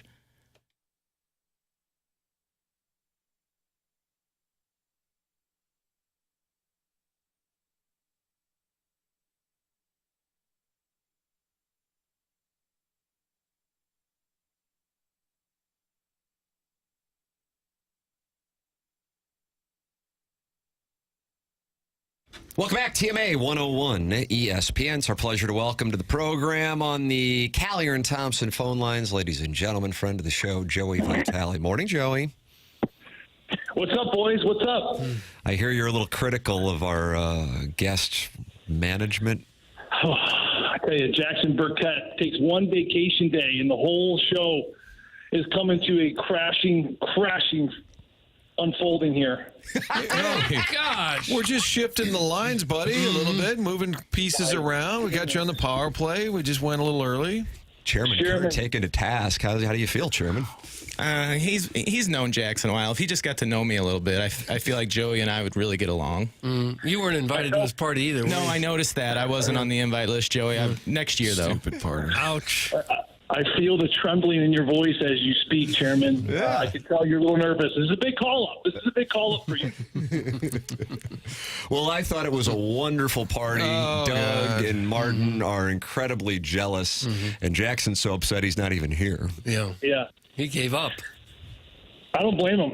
Listen, it was an epic party. Tim McKernan showed up in a sweatshirt about 14 sizes too big. Oh, really? What size is going to fit me? True. And we only had one lady lose her back zipper of her top at one point in the night. I'm not going to say who. I got to tell you, I wasn't aware of this, and I'm interested. Yeah, I'm going to save this for another day because it involves one of our wives. I'll just leave it at that. Oh, no. One of our wives? Well, that kind of narrows it down. And when you say... That's the only I was going to give you. When you say lost a zipper, are we saying that the top came off? I listen, guys, listen to me. I feel like I'm on the podium, or what was it called in the stand? Yes. I feel like I'm on the stand. All I'm going to say is that I couldn't be of any assistance. It was one of our wives, and with it not being my wife, I just felt very uncomfortable doing that in a big public setting. So when you say one of our wives, are you talking about like me and you, or one of the people who were there? Maybe your wife. Maybe. I don't know. What's going on? He's really narrowed this took down. her top off? Jeez, I don't know. What's going on? I was one of the last people there, too, and I didn't see this. What's going on, Doug? I just what told kind her. of event is Joey hosting? I thought it was a kindergarten party. And was I on the Davenport as a cuckold? It was supposed to be a kindergarten party, and it turned out that I was asked for some assistance, and I said, listen, I can't do this in front of my friends. No, not going to happen. Oh. And I respectfully turned it down. And I think she eventually found help from someone else, hopefully a female. And Harry Nickel? Of course, that was the only hiccup-ish, I guess you could say. Other than that, a very under the radar, pleasant, PG-13 community Kirkwood Christmas party. Okay. Except my wife removed her top, and I wasn't aware of it, Doug. I mean, don't I? You got to keep an eye on her. I didn't say it was your wife. You said that. Well, you kind of alluded to it that way. Thank you, Martin. Don't get into the alluding. Don't get into the assumptions, Martin. Come on, you're my CBC guy. You got to keep my back here. I know, but I kind of wanted to get to the bottom of this. Yeah, as you might imagine, I do as well. What the hell's going on? What's going on? I was outside. Maybe I missed out. That's all I'm going to say. It was a wonderful, wonderful festivity, and I think it was better that Martin and Doug weren't there, especially since my wife I moved all my kids to St. Peter's in hopes of that leading to an invite, okay? Mine, too, and they're in their 30s. Yes, we're switching all our kids to St. Peter's to get the invite. Caruso said he'll drive. You guys were sorely missed, and if you ever want to join the community, I will give you our head priest's number, and then you can be on the invite list. Maybe. How many Blues employees were honestly mad at you that they weren't invited? Caruso, for sure. Well, Caruso, of course, stirs the pot because you guys obviously know you have many listeners. It goes through through state to state and community to community, and I got blown up that next morning after we talked about it following with the previous week, and Caruso just said, "Is anyone else not invited to this Christmas party?" And I just got blasted. Yeah. I mean, even when I tried to explain what it was, and it's not a hockey thing, it doesn't matter. It doesn't matter to hockey folks. You try to do a good thing, you try to bring people together, and this is what happens. Well, I'm willing to have my kids who are in their 30s risk being arrested for trespassing just to get into that school again to see if we can't go to this party. Yeah. I really thought at one point I kept checking the front driveway there for you guys to be picketing, like with signs, let us in, let us in. Please. A lot of my guests thought that was maybe going to happen, but of course you guys didn't show. And if you guys would have, I would have let you come in for a drink. One, that's it. Well, we'd had our feelings hurt. Scott's Wrinkled Ballsack texting in. If we would have been invited in there, that 100% would have been my wife. Please keep us in mind for next year, Joe. Thanks. That's from Scott's Wrinkled Ballsack. So it sounds like he would like an invite to the party next year, and his wife is promising that she's going to take her top off. He's in. He's in. Wow, just like that. You guys you have to send your kids in their 30s to the school, but Scott's Wrinkled Ballsack sends in one text, and he's in. Now, I have to say this, your home is incredible. It really, truly is, and I'm not just saying that. But what interested me, while we were outside BSing, you said part of the home is haunted. And we never got to cover some of the details. I like Doug, I'd like to hear haunted house stories. Yes. What's going on? Oh, okay. So my home is kind of split up into, like, there was 3 additions. The original house was like it's basically like the outhouse, or they call it like the pool house or whatever. It's this very small structure. I mean, it's probably the square footage of your guys' studio, but 2 levels. Of course, Tim saw it. And that was the original structure where a family of like 4 lived in there. And imagine, like, it was just woods all around. Like, you see, Kirkwood now, it's a huge booming downtown. It was just grass and just predates the Civil War by about 30 years. And so that's going on. There's been some additions over the years. So it's nearly a 200-year-old home. Oh, there's some places in this home. I mean, it's a lot of maintenance. It's a lot of work, but it's fun. And there's a lot of history there. Our attic was the doctor of the town would basically house like these people who were psychos, and he would put them up in the attic. And I'm listening to all these stories from the people that we bought the house from. I'm like, there's no way. So we go up there, and this is just a side story, but there's like 4 mini rooms in the attic, and all the locks they're flipped. So basically, you could lock people in these small little rooms. And then you go in these rooms, and there's still like these black handprints all over the door, like people trying to get out. Oh, it's nuts. What in the world? It was a psycho ward. It was a psycho ward of Kirkwood. So the doctor would put all these, basically these psychos up there.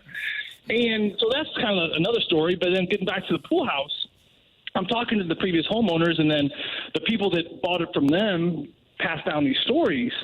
And they were saying, hey, there's nothing haunted about the house, but every now and then you just gotta watch out for crazy Uncle Willie. I said, crazy Uncle Willie? Who's crazy Uncle Willie? Texter. They said, oh, it's just a guy. He's pretty harmless, but there is stories of him coming in and out and making some noise and this, that, and the other. And I'm thinking, this is ridiculous. Okay, so you fast forward, we move into the house. A couple years go by. Me and a group of friends, we decide to get, what do those people call? They call mediums, or they sense energy. Sure, yeah, absolutely, yeah. So we get a medium, and I think it was terrible. I'm not a medium person. Like, she's talking. I'm like, I gotta get out of here. How do I leave this? This is not my thing, right? So she's like, is there any final questions? And I just asked her. I said, hey, are there any spirits here? Is there anyone like haunting us or the property or it's an old home? And she kind of gets really quiet, and she kind of closes her eyes. And she's got like these marbles in her hand. She starts like moving these marbles around. And she's like, well, since you asked, when I pulled my car up, there was a young African-American man, and he was ready to take my horse reins. And he was dressed like a butler and da-da-da, and he had a tie, and he was very polite. And I walked right past him, and he said, good day, and I said good day back to him. And we were like, oh, my God, what is this crazy lady talking about? And so then my wife asked, does he have a name?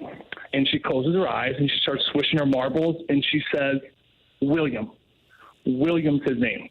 And we, like, completely lost it, because crazy Uncle Willie, of course, is obviously the person that's been haunting the house for the last almost 200 years. And this lady had no idea of any of this stuff. And she claims that there is a African-American butler who's roaming the property and obviously checking in with things, and he's very polite, and he's always ready to take care of the horses. And she nailed his name right off the hop. So I don't know, guys. To me, believe it, don't believe it. I always walk around now a little bit more hesitant or at least appreciative of crazy Uncle Willie, who, of course, is managing our property stuff. Wow, kind of like Scatman Crothers in The Shining, sitting at the bar. He was a ghost. Have your kids run into any haunting, paranormal activity? They claim that they hear running around in the attic sometimes. Sometimes. Now, is it a mouse? Is it a... Yeah, it could be like a rogue gerbil, right? What? One that got Probably not away, a gerbil. probably. Raccoons, squirrels get up there. It could be a raccoon, a squirrel. Good point, Doug. Good point. Could be a squirrel. But they do hear like little pitter-pattering and things moving around. Yeah, that's a gerbil. It's not a gerbil. Left over from the party. It isn't a gerbil. Or Willie. Or one of the crazy psychos that never got out of there and is still on the wall. Oh, is it frightening for you? Like if you're home alone at night or anything? Is it? Yeah, I mean, sometimes like there'll be noises, and then my wife will kind of nudge me, and I'm thinking, whoa, what's she nudging me for? But it turns out it's not for that. Oh. And it's more about, hey, there's a noise. Yeah. And I'm like, well, what do you want me to do about it? Like, when you get married, you gotta obviously have kids and gotta be financially responsible. You have to find a home. All these things about when you go to get married. Being the noise checker outer was not something I was prepared for. I didn't know that came with the territory. So of course he kicks me out of bed and I go check it out with my baseball bat that McKernan gave me in my Pittsburgh Penguin days when we were trying to hit some balls out of PNC Park. Sidney Crosby was the only one that could do it. Have you guys heard of him? Sidney Crosby at 8:49. Okay. Good friend. There is actually a great video of him hitting a ball out of PNC Park, and obviously it went viral. What people don't know is that everyone got about 10 swings, and no one obviously hit it out. I respect baseball, but I don't know how they do it. And Sid does it 10 times. And once he gets hooked on something, he can't stop until he does it. He has to finish it. I mean, that's his personality. So he was up there. I think it was on like the 50th or 60th swing. Eventually, he clocked it out. That's what people don't know. Huh. And you're the noise checker outer. Yeah. We got a variety of texts on this, Joey. Number one, only in Kirkwood do people have to make up stories about people being in the house. Come live in the city, Joey. It's called breaking and entering. That's from Arbor Day, the Milagro Tequila texter of the year in 2023 and 2024. There really is someone in the house. I totally believe this stuff Joey is talking about. Need to get some stories around Halloween. That's from Joey Vitali's Orange Scully. That's a texter's name. Let's see. Carlos Spicy Wiener says you all need to look up the art of cold reading. You too could have a nice little racket getting former NHL players to believe in ghosts if radio doesn't work out for you. That's from Carlos Spicy Wiener. And it sounds like Carlos Spicy Wiener, Joey, thinks you might have been duped. Well, Carlos Spicy Wiener wants to come to the next year's Christmas party. We can throw down. That's fine. Another invite has just been thrown out. Everybody thinks it's nonsense until they have something that happens in their house that they just can't explain. That's just it. Yeah. That's just it, Doug. I never was a believer in any of this stuff, but there's something going on. There's something going on. Something suspicious. Come on already. This is nonsense. It isn't nonsense. Did crazy Uncle Willie unzip Anna Marie's? What in the world? I mean, is that? Okay, listen. Nobody. I feel like it's all connected. That is his wife. You're the one who brought it up, Vitali. I never mentioned her name. Can I get a picture from I've already sent a text. I text. I said, "Hey, Joey Vitali's alleging you asked him to help you with your zipper on your dress." And by the way, I included 3 exclamation points to convey my fury at this cucking. Let's get her on. Let's bring the family in. Happy holidays. Here's my wife revealing she went topless at the St. Peter Christmas party. Where was Tim? Playing online poker in the corner. No, I was at a drinking game out in the back, actually. Flip cup. Did my best. I was the anchor, as you saw, Joey, as I should be. Hey, I will say, Tim channeled his old college days almost instantaneously. Everyone wanted him on his team. He was just a chug and flip. I mean, he nailed it every time. Thank you so much. Yeah, it's pretty impressive. Yep. Well, Doug, you would have been proud of me. watching me at 48 years old, playing drinking games and being the anchor, no less. Yeah, absolutely. Hey, Joey, the Blues are playing tonight. I know. I got to go back to work. Not happy about it. No, I'm happy. I'm excited. Nashville, first time I'm playing Nashville all year. It's kind of weird to say that after having played them up until Christmas. And they're playing some great hockey. I mean, I think they're 4-1 in the last 5 after an atrocious start. And Blues are kind of up and down. So it's going to be an emotional one. I tell you, it's always been fun between these two teams. And the Blues have not had a ton of success, Martin, as you know, over the last 4. 0-4 against these Preds. They owe them, I would say. They owe them. Doggone right. They owe them. And it's a great team that, they put together in the offseason with so many high hopes that they're going to be a cup contender. You bring in Marchessault, Stamkos, Shea, and you bring in all these big names. And how many times do we see this, guys?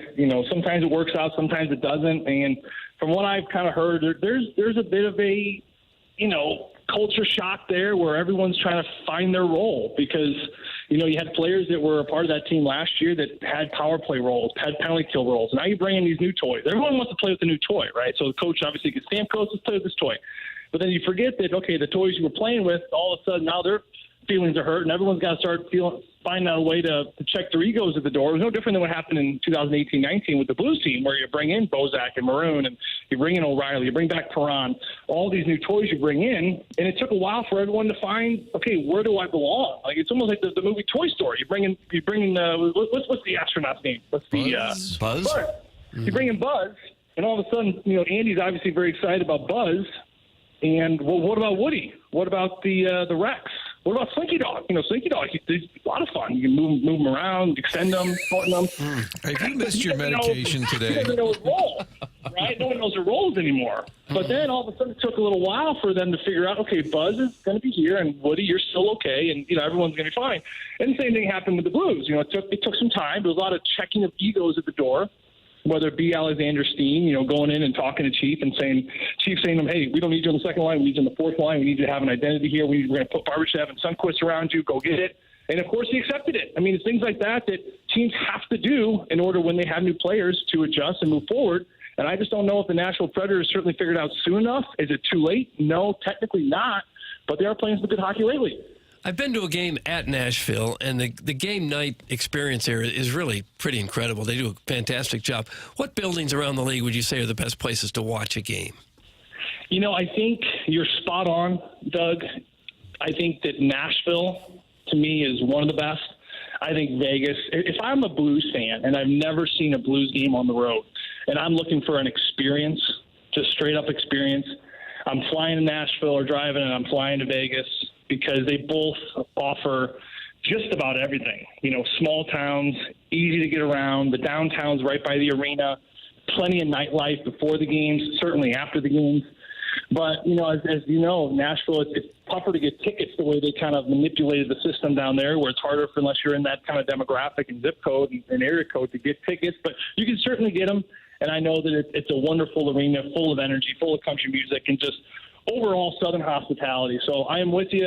If I had to go to one, it'd probably be Nashville with a very close second of going to Las Vegas. Mm-hmm. Yeah, I agree. Vegas is great too. Blues do a good job. Well, listen. I said in the away game. Right. I said in the away game. But every arena's got their thing. In Vegas they have these showgirls on the glass, and they're only in the warm-ups. They're only at the Blues end. Imagine warming up. Talk about a distraction. Mm. You have these showgirls with big old, what are those big hats called with the feathers, feather hats? I guess it's called feather hats. I thought you were taking it a different direction. I was proud of you. Yeah, no problem. But big feather caps, and obviously they're called. We talking about boots? No, we're not. No, I'm not talking about that. I'm talking about the feather hat. Right. Big feather, like a peacock. Uh-huh. Right. Anyway, it's distracting for the players. They don't even go out to Vegas. They just stay in the visitor end. Yeah. Joey doesn't even know he's been on hold for like 10 minutes just talking. Have you missed your medication today, big boy? I'll tell you what you guys definitely missed. You definitely missed a break. Listen, we're at 23 minutes. I've been on the line. It's supposed to be every 15 minutes. I know your bosses have been on you guys about this. That's accurate. Yeah. If you hacked into my email. Now this sounds like we'll let you go on this one. So this sounds like a lot of people are dealing with this. Guys, I came home last night and heard some strange noises coming from upstairs. As I entered the bedroom, my wife was in bed naked, and the window was open, and the curtains were blowing in the breeze. I think there was a ghost in my house as well. That's from the 573. So this sounds like there is some kind of epidemic in the area with this situation. It sounded like his wife was having an affair and she blamed on a ghost. That's just me. Yeah. Sniff that one out. Joey Vitali, Private Eye. Joey, enjoy the festivities tonight and call in anytime with more revelations from my marriage. Sounds good. You guys enjoy the rest of your weekend. Always a pleasure chatting and catching up. And I just can't wait till next Friday. God bless America. There he is. That's Joey Vitali with us here on the Collier and Thompson phone lines with all kinds of anecdotes, Doug. Wonderful anecdotes. Some more fortunate than unfortunate. Great breakdown of the Predators. In the movies and on TV, if someone has just left the room, the drapes are always blowing. That's true. Just to let you know that the window is open. My God, I think he escaped out that way. Maybe you need to escape to Munganess if your car's got a problem. You don't need to leave the windows open or anything. The windows don't even have to be open in your car. In fact, close the windows when you go to Munganess. You could leave them open, I guess. The place is spotless there. Great place to have your car worked on, Munganess St. Louis Acura or Munganess Burkett Alton Toyota. Even if you didn't get your car from one of those places, they'll fix any car. They can do all makes and models. Of course, they specialize in Acuras and Toyotas, but any kind of car you want to drag in there, they will get you fixed up. And they have a special number for you to call that gives you direct access to the muckety mucks, and I'll give that number now. Do it. 314-252-0029. Here it is again. 314-252-0029. You'll get straight to Jamie Burkhardt or Peter Munganess, maybe Ryan Seiberg in the service department. Fantastic service department. Great waiting area there. Full of snacks and nice fun drinks. You're going to want to go and get your oil changed once a week just so you can sit around in the waiting area. It's really a fantastic place. Check out their website for all the services that they can provide at stlouisacura.com and altontoyota.com. There it is. We'll take a commercial break. Come back with more TMA 101 ESPN.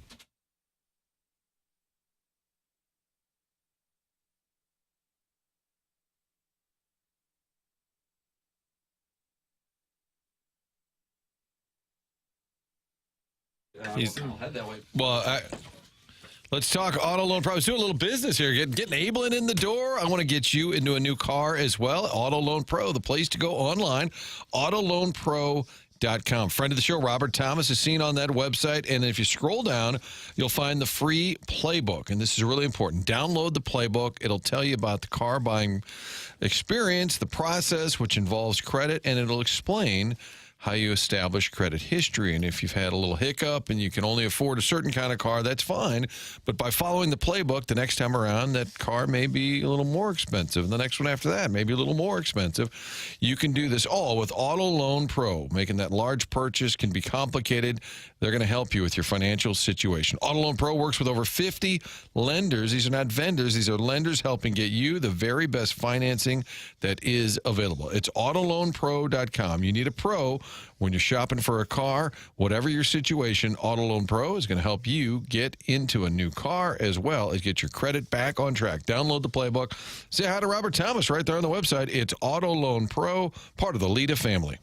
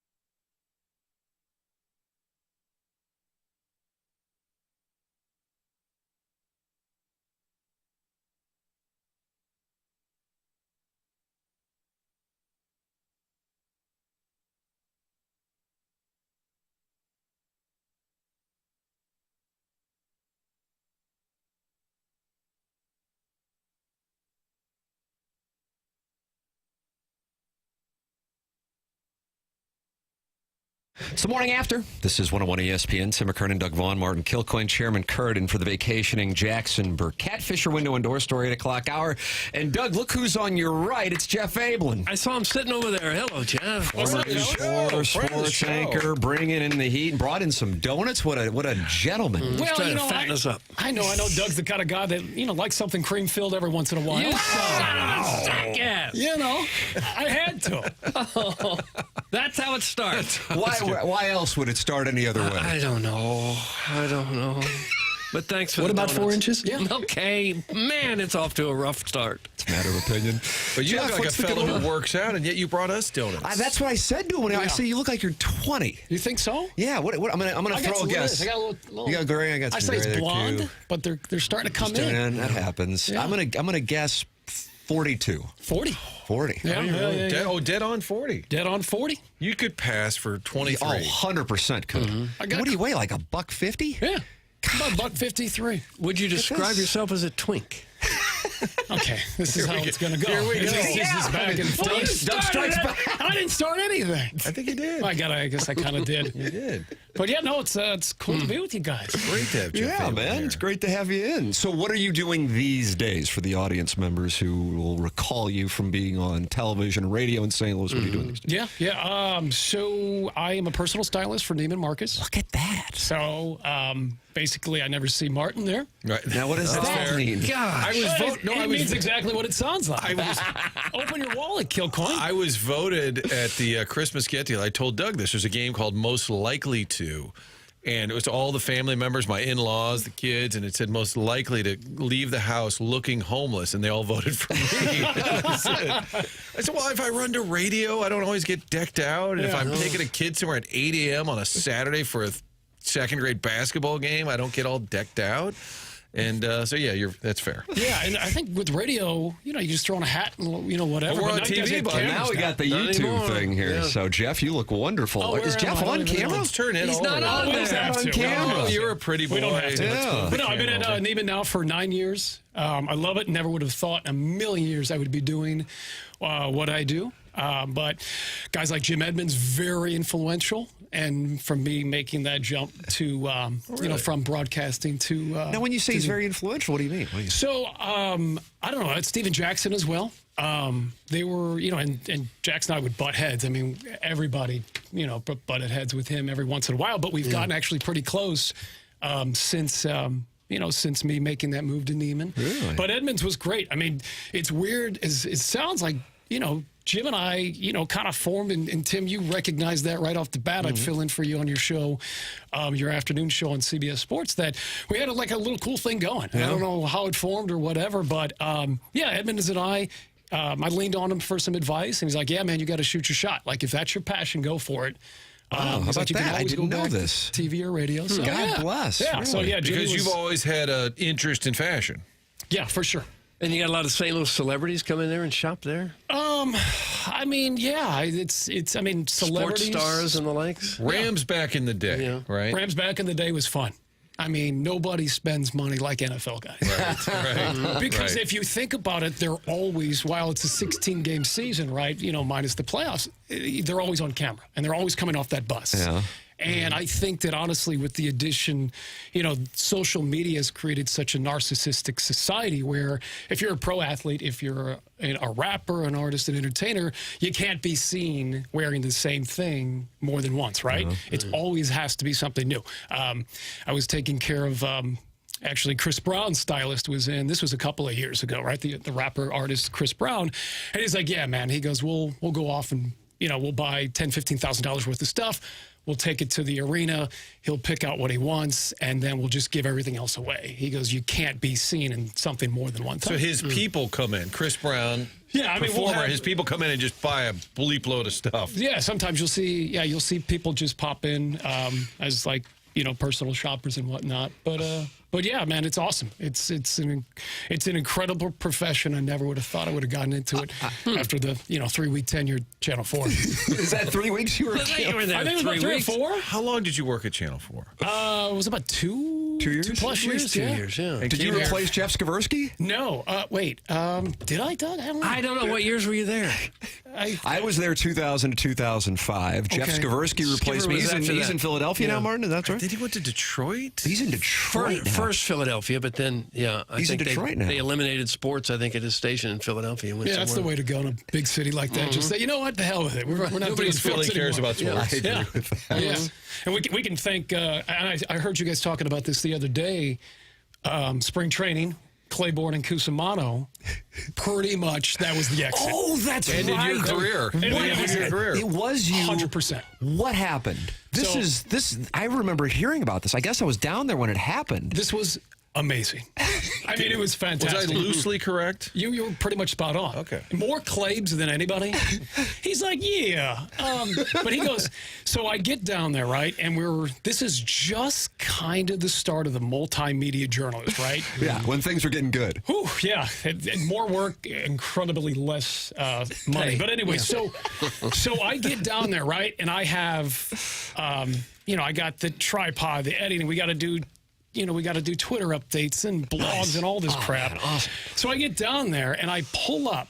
I get a cab ride to the hotel and I get there. And there's caution tape and a cop car outside. That's all right. We're off to a good start. And so I get up to my room and there's cockroaches in the bathroom dead. There's pee or some yellow substance on the sheets. Oh. Right. You're not sure that it's urine, but you're hopeful. Yeah, and a guy hoping it's pee. I know. It is. You like water sports. Okay.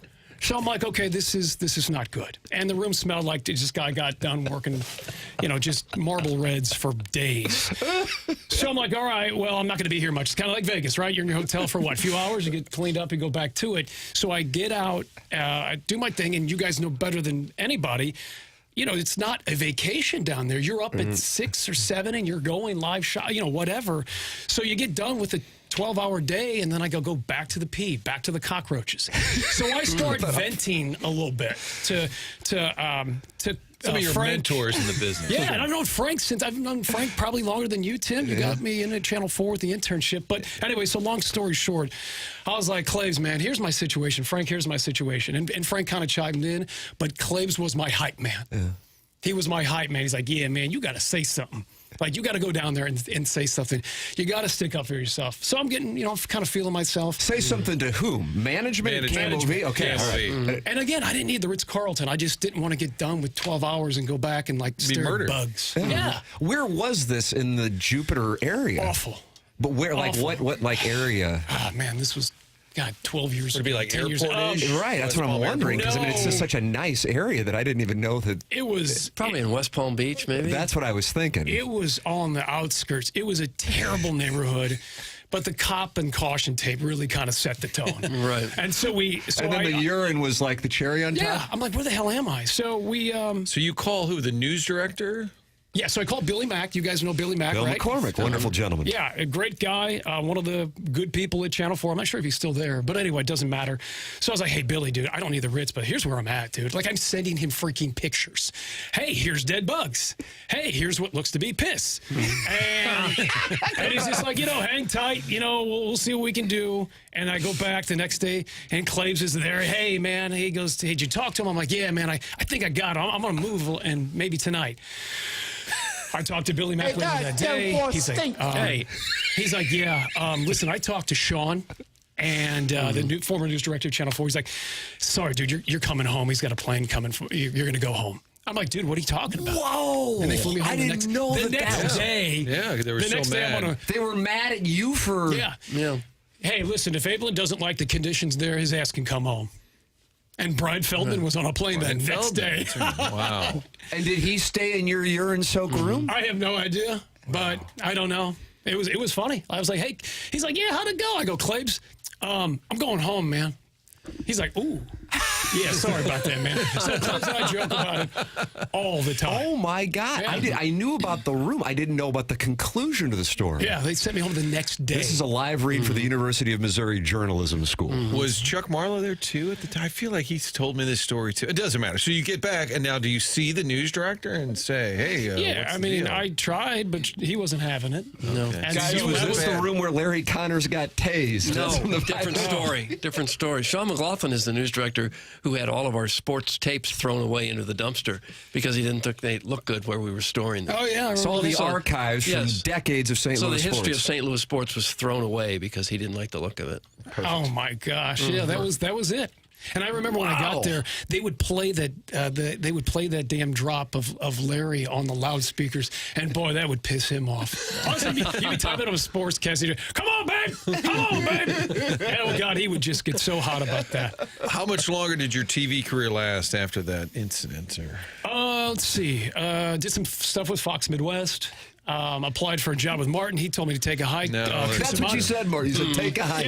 Yeah. At least the formality. I got to at least sit down with him and. I always wanted to hire Abland. It just never worked out. That's true. It never worked out. You for were whatever labeled reason. a prima donna because you insisted on the finest of accommodations. That's right. They said, listen, if this guy can't sleep with cockroaches and urine on this, we don't want him here. Spring not training cut out for the princess business. can't work here. Spring training princess. That's what they call him. That could be on the text inbox. Yeah. Who wants Is to it be the taken yet? Spring training Yeah, princess. somebody can be spring training princess.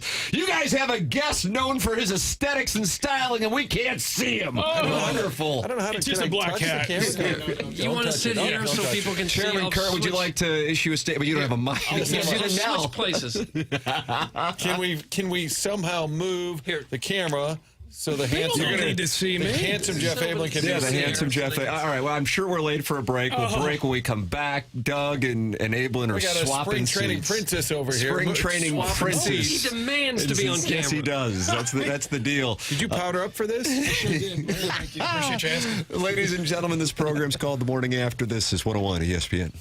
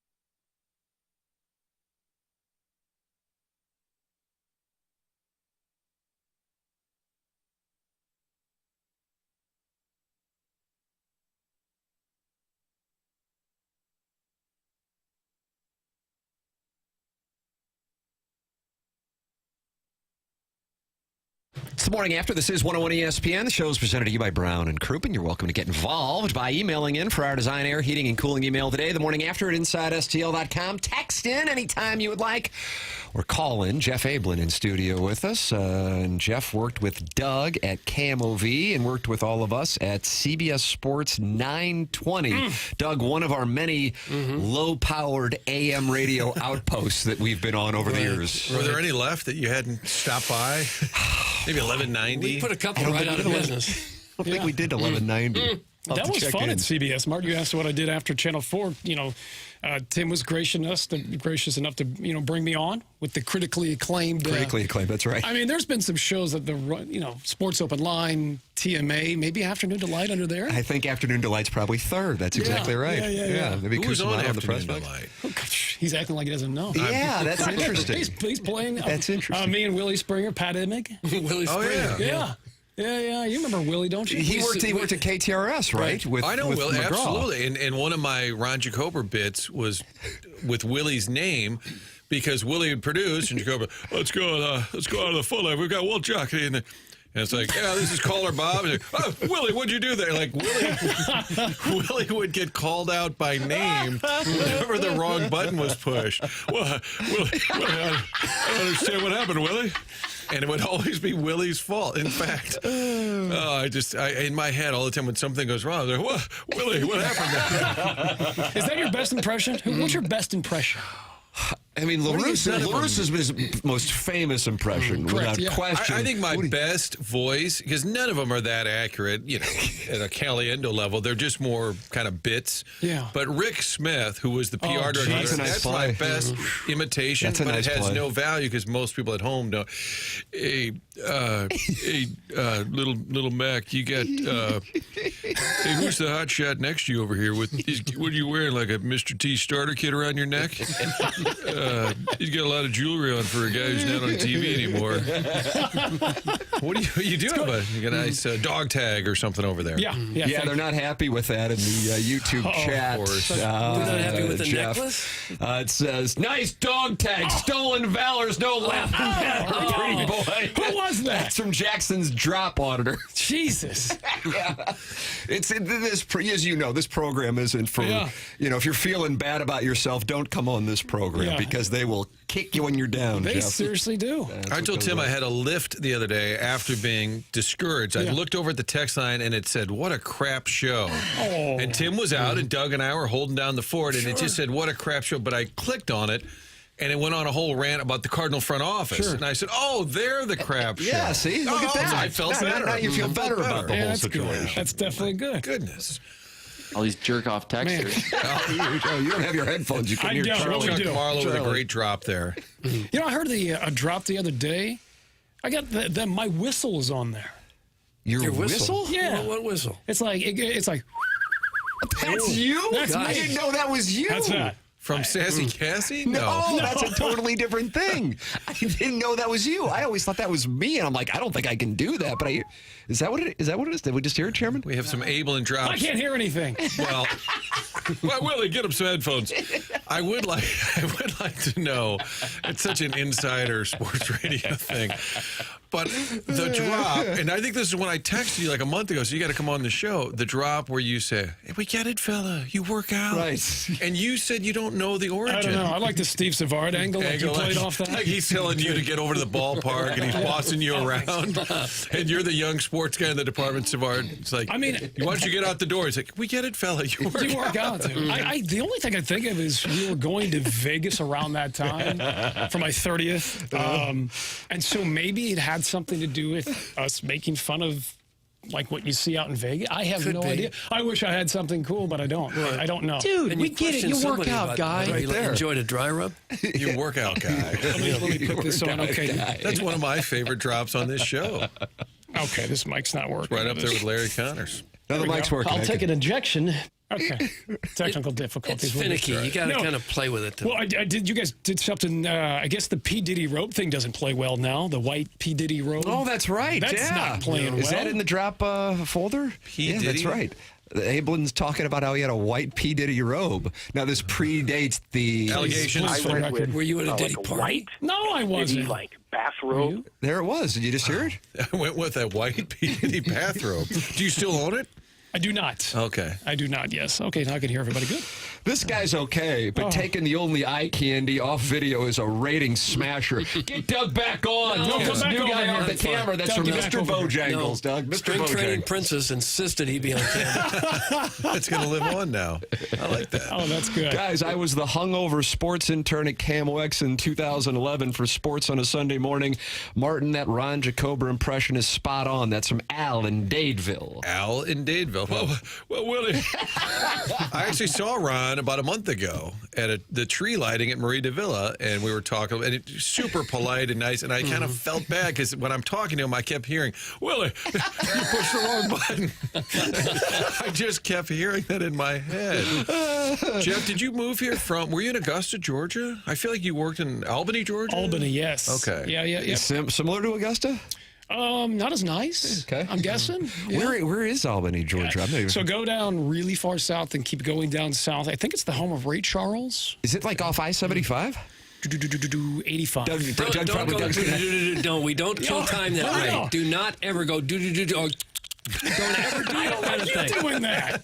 I don't like you doing that either. We should just stop it. Okay. Oh no, it's about an hour and a half north of Panama City, Florida. Is that how you buy time? If your wife says, "What'd you get me for my birthday?" Go do. Oh my God! I just said, don't do it. Or you just repeat the question.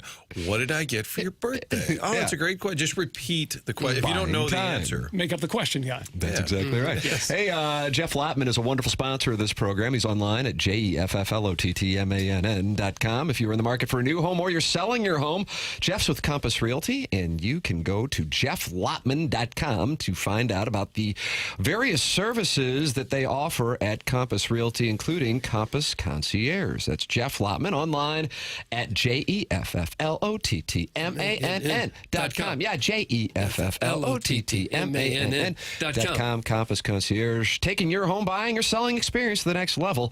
Whether you're preparing to sell or want to enhance your new space, Compass Concierge has you covered. No upfront costs. Need fresh paint, new carpet, light renovations, home staging. Compass Concierge has you covered. Tim McKernan, Doug Vaughn, Martin Kilcoyne, Chairman Kurt, and for the vacationing Jackson Burkett. Now our guest here in the 9 o'clock hour, Jeff Abland, and he's on camera because he's a spring training princess and needs to be seen. Right. Every day. Yeah. He's a handsome little devil, but he's dressed like he's about to do a burglary, I believe. You think that's good? I like the look. I like that. He's slick. He looks slick. I like the all black cardinal hat, all too. black with a hat pulled down. Yeah. Have you burgled any homes lately? I have not. I have not. This would be a great place to admit it, though. Yeah, it would.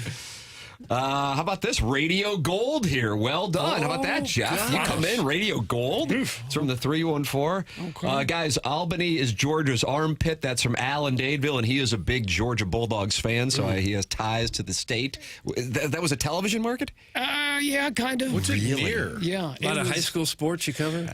We covered Buster Posey before he became Buster Posey. Okay. You know, so you covered him in high school? For a couple of months. Yeah, Buster Posey was down there. The best thing about working down there was a professional sports team, kind of like maybe like the Gateway Grizzlies, that kind of baseball, professional team, right? And so one of the managers that came in when they were having a new team come down was Wally Backman. Wally Backman, formerly the Mets. Yeah, he was a little spitfire. Oh, he was. Banty Rooster? Awesome. And I learned a lot from him, and, man, he ran that town. I mean, he would have scotch in the clubhouse. And God bless. I mean, he got suspended a handful of times, and he'd be up in the press box, come in and say, hey, what's going on, boys? And just have, a little thing of scotch and a styrofoam cup. And, nice. Awesome guy. Take the edge off. Yeah, just a great guy. He had some outrageous tantrums on the field, didn't he? Yeah. If you Google Southwest Georgia Don't tell me what to Google. I didn't tell you. Okay. It told me. So it is off I-75, by the way. Yeah, I'm looking at it. It's been a while. How did Tim know where it was? Because I'll drive down to Jupiter. But I mean, he lived there. I lived there about 4.5 years. Most of Georgia's right off I-75. years? Right. The best. So 4.5 years you were there? About 4.5 Was it years. your first TV market? And when, yes. It wasn't a trick question. I was thinking. Stop doing this. Was it my first? Yes, it was. One of the greatest stories that I covered down there was, you know how sweeps in November and February or whatever it is, my GM, because they cut sports from our department, like, hey, if you still want a paycheck, we're going to move you to news. Nice. So, you know, you go from covering high school and whatever to, you know, murders and all the stuff down there. There's a lot of crime down there. So Sweeps comes around and he's like, hey, listen, I want you to go undercover as a swinger. No way. True story. He's just like, listen. I think I might have unknowingly done that this past Saturday based on what Joey Vitali was telling me. We went. It was a 3-part series called Southwest Georgia Swingers. And is this available on YouTube? Not a ratings ploy or anything. Is it on YouTube? Maybe. Did you like that, Martin? He repeated the question. He's using all the tactics. And I think that one, he knows the answer, but he wasn't sure if he wanted to share it or not. I think that's a nice read. Because I don't want the audience to be like, the audio is about to be played here in a matter of moments now. Kurt admitted yesterday that in high school he did a Justin Timberlake deal with his buddies called In Secment instead of In Sync. And and then his brother-in-law sent in the video moments later. Oh, wow. Yes. How'd that look? I haven't seen it. Southwest, what is it? Southwest Georgia Swingers. So how was it? I would imagine it looked like a Victoria's Secret catalog. No, because Swingers, like, it's not like, you know, Doug's movies that he watches. It's these people, Tim, they're not attractive. They're so what was your role? Were bulkier? Yes, they were very bulky. I saw some bulky women. Clip that off. Were you undercover? So did you have a camera on you, or was somebody filming you from a distance? How did this play out? I can't believe it, but I did get a lensman really? once in a while for this. But you know, you're like walking through a park or bar? No, we went to Waffle House, I would guess. Oh, look it up on YouTube. Quit asking questions. God. We went to this. We went to a sex shop. It was off a street called Slappy Boulevard, which is, I swear to God.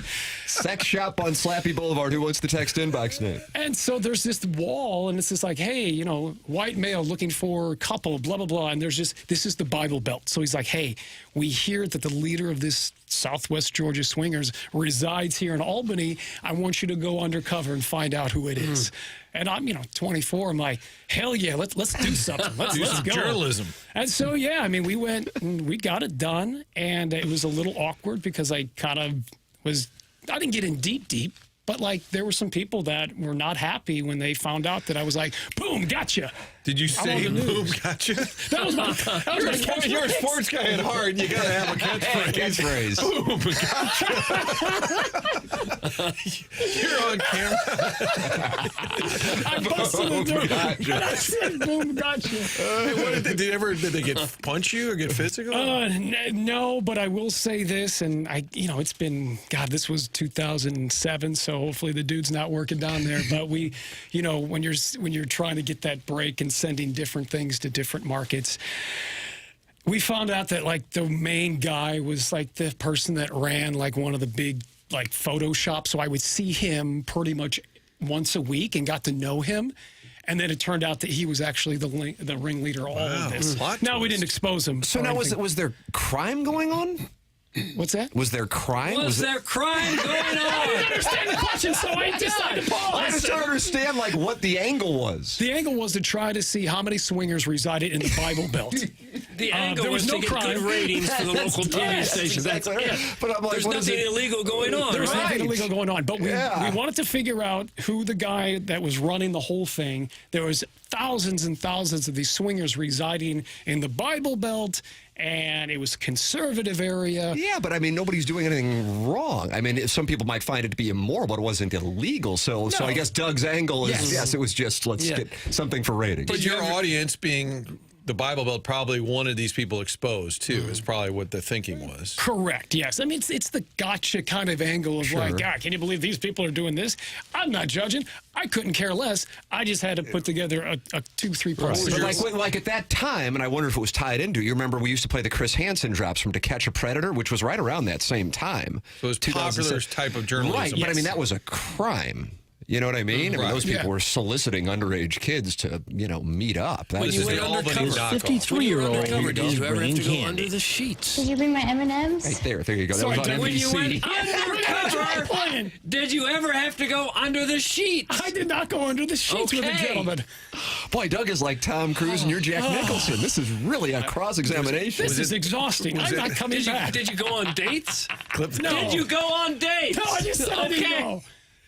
I think Jeff's on a delay. Online, he calls himself a Latino man 559. That's what it's like. So how did you infiltrate this group if you didn't go on dates or anything with them? I got in there and I got my hands dirty. Oh, no. I interviewed a sex therapist, the owner of the sex shop, a pastor. I mean, I did journalism. Did you? Fella? I don't think you can handle it. But to learn who these people are and everything, you would have had to take a more active role, wouldn't you? When we go to break, I will show you the clip. All right? Cellulite on cellulite, brother. You under the sheets? No, I was not under the sheet. Oh. God. Just trying to get... I don't think I can be any clearer. I was not under the sheets with a gentleman or a woman. Okay, but you did go on dates with some of them as a swinger. No, we went on. We were texting and emailing and trying to. They were asking questions, and I was just like. And then you would say, "Boom, gotcha." And I walked in. I kicked it out. I said, "Boom, gotcha." Those are the words no one in Albany ever wanted to hear. Like Elliot Davis has you paid for it. I say, "Boom, gotcha." How about this? Erin in St. Chuck, and by the way, she has pierced nipples, and she says this dude is hilarious. How about that? Thank you, Erin. There you go. Nice That's nipples, support. too. Yes. Yeah. Now, I'm finding Southern Swingers Part 2 from Fox 31. But was that your station? WFXL. Yep, Fox 31 Fox News. is November 2009. Oh. Was it 9? Wow. You can even join groups like the Southwest Georgia Swingers. That's it. That's them. And you were the one, this is the story, Martin. You've got it. Well, I wonder if you're going to be able to find the video. I have Jeff the Abland, you did the posting on November 10th, There's the 2009. ringleader. I see his photo. Associate pastor at Sherwood Baptist Church, Stephen something or other, Kendrick, says he is shocked and appalled to hear the amount of swingers in Southern Georgia. See? Tim, you'll love this. What do we got? You'll love this. So when we were putting together what Doug likes to call B-roll, still I've uses never that. called it. It's an antiquated That's right. film Doug term. would always say, hey, that's great sound, but do we have any B-roll? Do we have any B-roll? And guess what? My news director said, I said, hey, listen, what are we going to do here? She's like, well, you can kind of look up anything, and then we'll have our editing department, blur out, the private areas. No. Put that off. So we're in an editing studio, and I'm looking up pornography for us. Oh, no. On our work computer, right? And All in the name of journalism. So the general manager just kind of comes in and checks on us, and she doesn't know that we're doing this piece. Oh, outstanding. And she sees this, and it's like a cartoon where the eyes, pop out. And she said, bang, gotcha. Fat upper penile area. And so she was appalled by it. We explained things. But when we did when it aired for the first time that initial night, right, I'm pretty nervous, because I don't know what's going to happen here. I'm, 25, and I'm got into an area where I'm just very unfamiliar. And so they air it at the 10 o'clock news, and there is something that we forgot to blur out. Oh, like shrubs? Yep. Oh, no. Yeah. Here comes the FCC saying, bam, gotcha. I said, boom, gotcha. But no, we definitely forgot to blur one of the areas. Oh. And it was right out of the gate, too. It was like... How long was it on the air? Probably about 2 seconds, which is a million years in TV, right? And how did that play with the listeners who wanted to call in and express their sentiments? Nobody caught it besides me and a couple of people. No from the way. station. Oh, so the gentleman wasn't well hung. It was a woman. It was a That would woman. have made it more alarming. Yes. Yeah, and then she was... But again, Doug, we don't kink shame I on do. the program. I do. So I that's kink shame. one of the key things. I definitely do. All right, Martin's watching the story. He's writing down some notes on what he's A lot to document on this segment. I don't know what's happened. Blues Predators tonight. That's exactly right. Jim Dandy, pregame here on 101 ESPN, 6 p.m. Design Air. You can send your emails in on Jeff Abland's Emmy Award-winning story. Thank you. Southwest West Georgia Swingers from 2009. The Morning After at InsideSTL.com. Design Air is the sponsor of the email of the day. Design Air is online at designairservice.com. That's Seth Goldcamp's company, and he's been doing it in the St. Louis area for 4 generations. His family, his great-grandfather, his grandfather, his father, and now Seth, the Goldcamp family, 4 generations of taking care of St. Louisans. You run into issues with their heating system, that's going to happen. You go to designairservice.com. They're going to fix it. No upselling. Martin's a client. Doug's a client. I'm a client. They're the longest-running sponsor on TMA for more than a decade. It's Design Air Heating and Cooling, and they are the sponsor of our email of the day. Send your emails in the morning after at InsideSTL.com. Chairman Kurt, do you have I know you don't have a mic. Do you have a looser filter than Jackson? Or you're usually the filter anyway, I guess. So you send them in today and see if you can compete for one of our final Design Air Heating and Cooling Email of the Day competitions for 2024. You're listening to TMA. Jeff Abland in studio with me and Doug and Martin and Chairman Kurt here on 101 ESPN.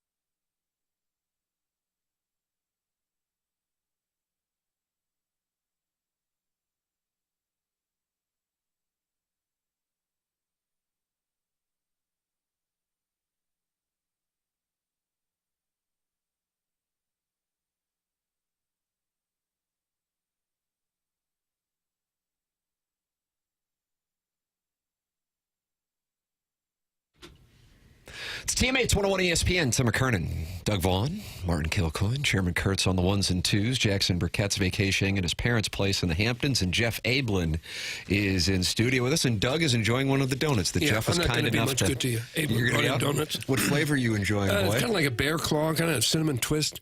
So you go ahead and do the show without me. I'm not going to be much. You okay over there, bro? You good? Mm. Oh, you really stuck that whole thing in, didn't you? Great. Oh, I used to eat bear claws 2 at a time. Charlie has made an appearance. He's been all over the drop. Was Vitali at CBC when you were there? I believe so. I didn't. Yeah, you guys are like the same age. Yeah, I didn't know him. I didn't know him. I think he might be 2 years younger than me. Yeah, a little bit younger, maybe. Yeah. I do not know him. Okay. I do not know him. But no, he's had a hell of a career, right? He knows Sidney Crosby. Yeah. Martin, you have chocolate on your face. I'm just going to point that Do I out. really? Oh, yes, you do. Wow, you really do. These donuts are good. Yeah, you guys had donuts before? What's wrong with you guys? Jeff, in the 7 o'clock hour, we were discussing how we've traditionally done best sports moment of the year in St. Louis, worst sports moment of the year in St. Louis, and St. Louis sports person of the year. And you have just received a nomination from the 218 area code, Jeff Abland, for St. Louis sports person of the year. How about that? Over Joey Vitali, by the way. So, that's from Mailman Rob. So they're so impressed with your appearance here on the show that you are now nominated for St. Louis sports person of the year. Congratulations. Thank you. That's quite an honor. I do appreciate it. Thank you guys very much. When's the last time you were on TMA? You came in like last year when we were down in the... Yeah, hair restoration. Yeah, Doug, right. The sash. You brought me a sash. Yeah. Isn't Doug's hair amazing? It is fantastic. Isn't it? You getting play out there, bro? Am I getting, what does that mean? You getting play? Do women look at you differently? No. Yes, they do. Because of my hair? Yeah. No, I don't think so. You promise? Yes, I promise. Loki, maybe if I wore the sash to bring more attention to it, that would help. Where is the sash? The sash is back in the old studio. Okay. I think it says Mayor of Toughtown. That's right. He was. He was the mayor of Toughtown. Still is, quite frankly. Were you in the back at Neiman Marcus, like stitching and ironing? Like, what are you doing? Like, I'm working on a Mayor of Toughtown. I've got a sash from my former male coworker. I haven't seen the guys in like 10 years, but I'm going to just pop in and say, boom, gotcha. Here you go. I got that off Amazon. No one wants to hear that. Boom, gotcha. You are dead meat at that point. The next time Abel walks into the Dorsey household, I want somebody to yell, boom, gotcha. Mark Dorsey, for the record, begged me not to come on this program. Is that right? Yeah, he said, please, just for the sake of the family. The family name. It's true. But, the hell with it. I'm here.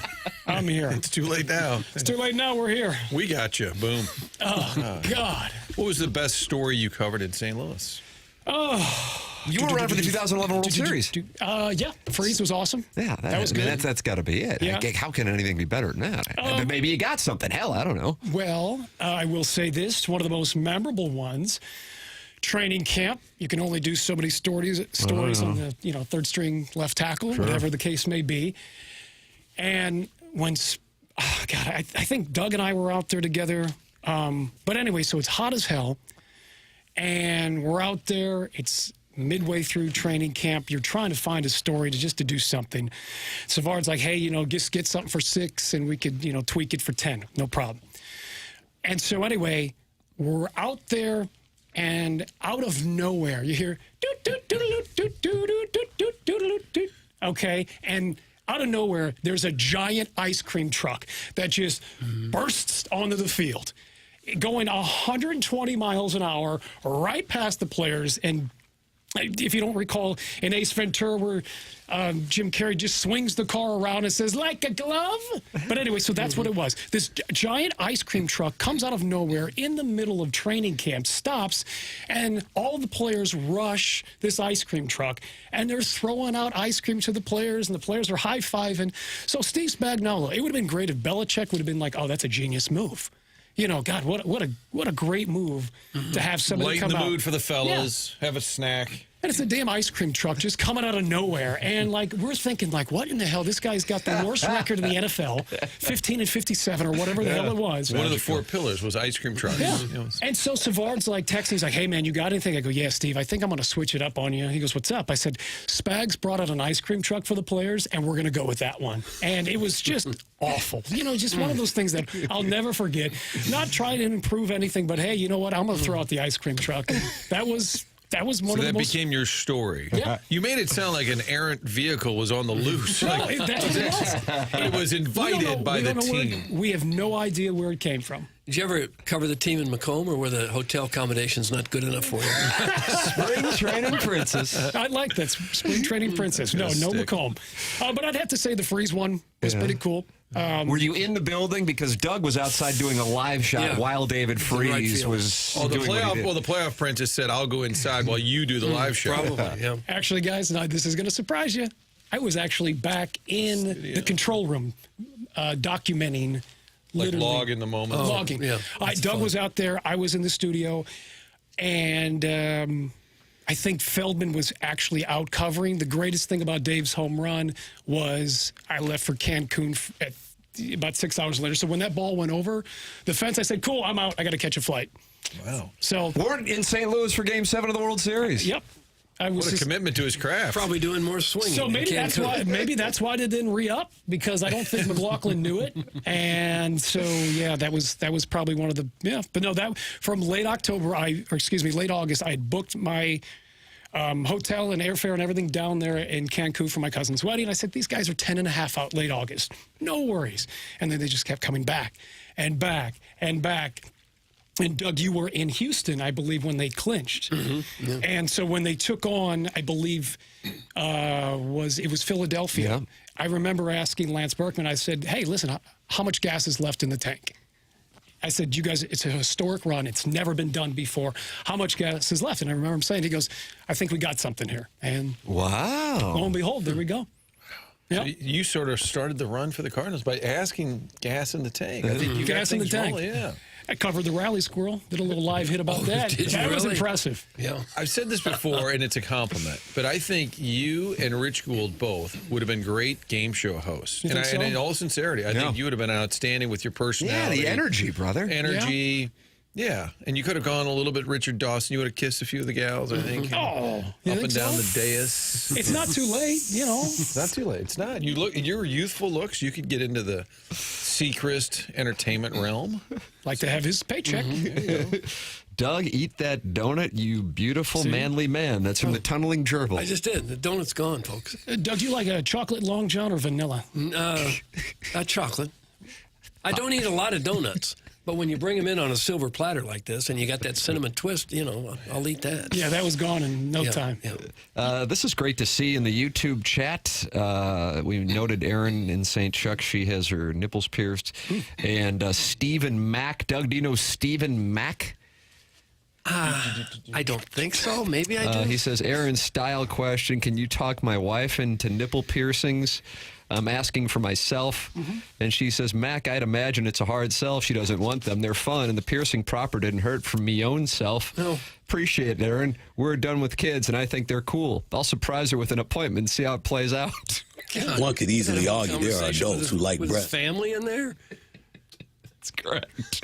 What the hell was that? I don't That's know. what goes on at youtube.com/TMASTL. Joey Vitali just texted me, will you guys get your bleep together? This is a sports talk show.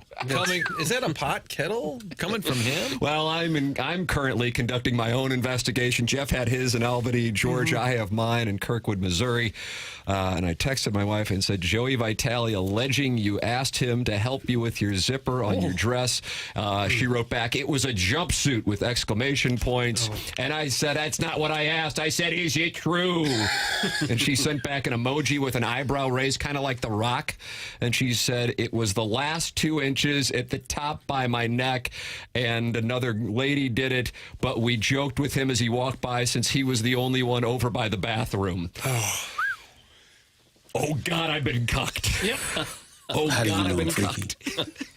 That's a cookie. Where'd you get that from? Do you think you could do a story on St. Louis swingers? Maybe get to the bottom of some of these Joey Vitali Yeah, parties? exactly. You want to join me in journalism? No, I don't have the chops. You do, Doug. I don't have the You got your journalistic new hair chops. going? Yeah. Yeah. You're ready to go. This could be I'll just be used- the anchor. How many Is it blue back to blazers do you own? Abland? 3, 4. 3 or 4? 3, 4. Gold yeah. button, silver? Yes, you betcha. Oh, what about khaki I don't slacks? know. Khaki slack. Too many to count. Hey, you're a drop machine. I would come in every damn day, and Doug would have a new pair of fresh khakis on. Yeah, I got fresh khakis. Shiny loafers. Yeah. You like... That was my outfit. You like pleats, do you?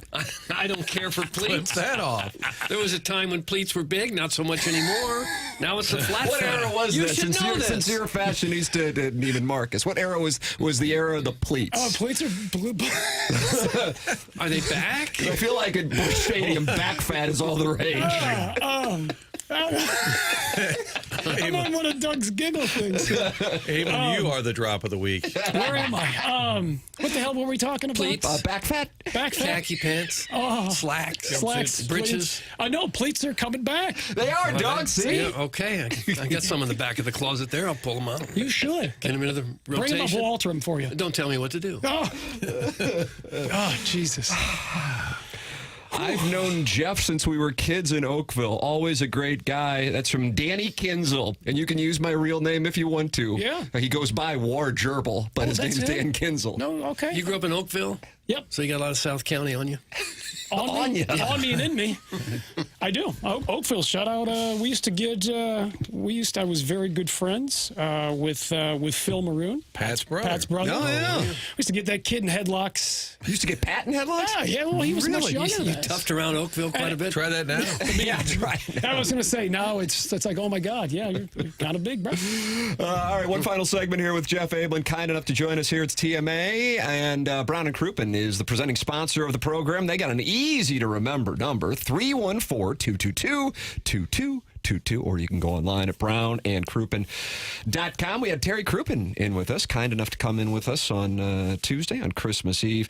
And it's always great to have the guys from Brown & Crouppen on the presenting sponsor of the show now for the last year and change, and they are with us again for 2025. They are local, founded in St. Louis 45 years ago. And don't you want a local law firm if you're going to need the services of a firm like Brown & Crouppen? We'll have one that's been in the market, knows the legal environment. We know them, and we know that they're quality people. We know many people on their staff as well. You're going to get great service and great results.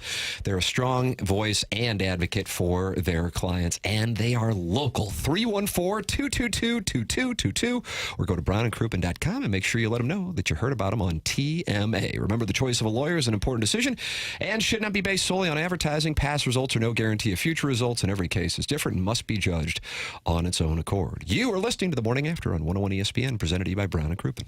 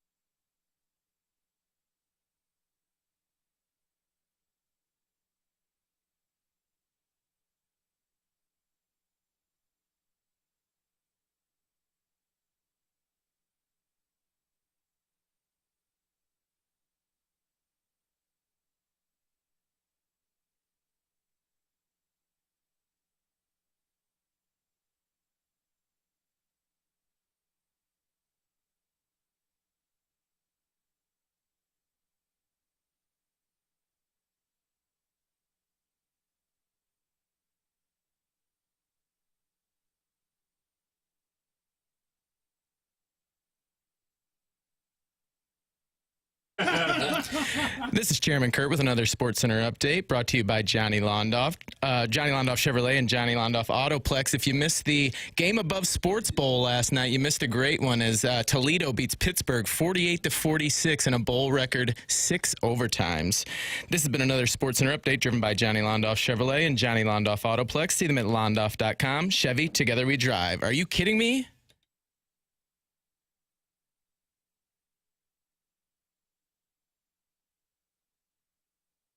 Welcome back to McKernan, Doug Vaughn, Martin Kilcoyne. Chairman Kurtz on the ones and twos with Jackson vacationing in the Hamptons. Jeff Abland joining us for the 9 o'clock hour and brought in donuts and has swapped seats with Doug so he could be on camera because he wants to be known as the spring training princess. That's right. Insist on camera time. Insist. I didn't get enough of it. I was only at Channel 4 for 2 weeks. I got to get something. Jeff, did you know that in your Albany, Georgia days, this is from a texter, did you know the local sportscaster, Ducky Walls, he was the Rich Gould of southern Georgia? I didn't know him. I heard of him, of course, but no, I did not. Ducky Walls. Did not know Ducky Walls. Okay. Sorry. Jeff's taking your question. Do you stay up on the St. Louis sports scene now like you did, say, a decade ago when you were...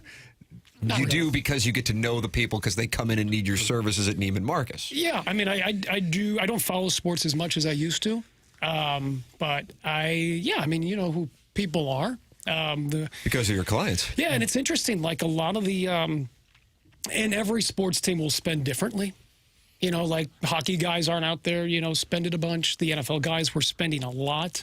Ball players, depending on, you know, 5-6 years ago, like a lot of the Cardinals, you know, would come in. Some of the younger guys, they're just, you know, that's not really their thing right now, which is kind of surprising.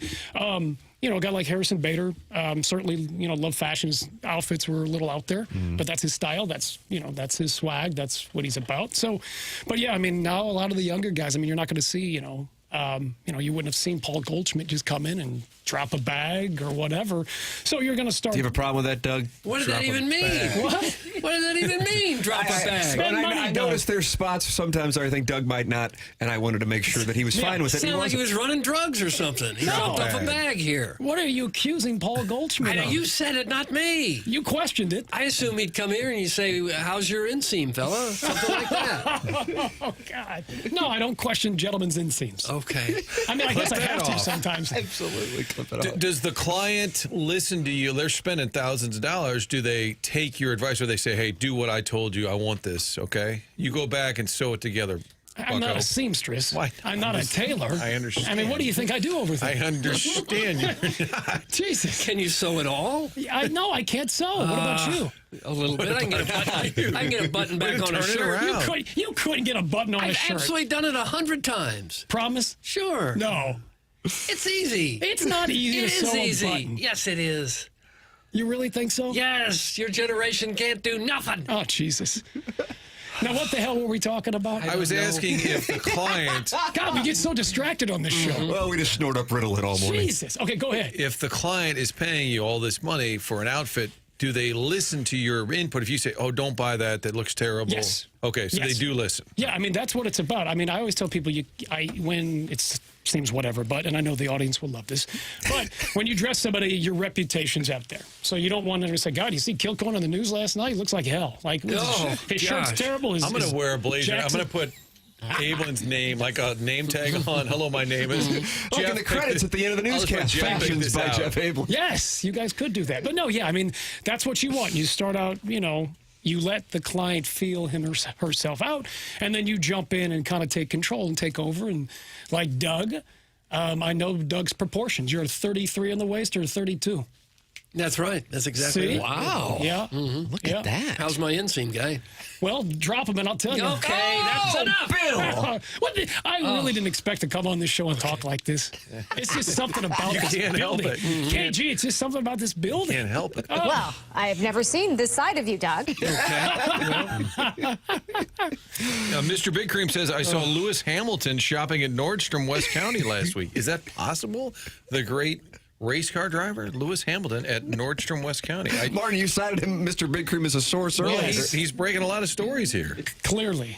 Kurt Russell came in a while back. He did. That was kind of cool. Really? Yeah. What was going on there? No idea. No idea. So he just rolls up and says, "Hey, Jeff, can you fashion me up?" Well, he didn't say me. He said, was Goldie with him? I'm in the middle of explaining something. Okay, What'd you say, sorry, Doug? I got excited. Jesus, what was your question? Was Goldie Hawn with him? No, he was by himself. Okay, now go ahead and He finish was in your and little out. story. It was not a great story. You built up the hype. There was no story. He came in. We said hello. He said, "Do you have this shirt?" I said no, and he left. That was it. Now, was he the biggest celebrity you've ever seen in the store? Yeah, good question, Doug. Good question. That's a good question. Stop it. Biggest celebrity. Yeah, maybe. Oh, Chris Berman. I guess, does his daughter go to Wash U? He has some crowdsourcing. You're crowdsourcing. I heard he was dating a woman from St. Louis, and that's why you would see him at so many Blues games in recent years. Is Seriously, that yeah. right? Chris Berman. That was kind of cool to see. I did not know that one. Okay. You know. So yeah. Did you work with him? I did not. No. I did I always found him to be, I'm assuming we've all interacted with him, he couldn't be more kind. That was my interaction. I know he got hit, like the... He made Iggy Man. Yelling at the crew or Yeah, the yelling at the crew video. I don't know what happened with him at Iggy, but the yelling at the crew video that made its way around. What about didn't he call a woman leather?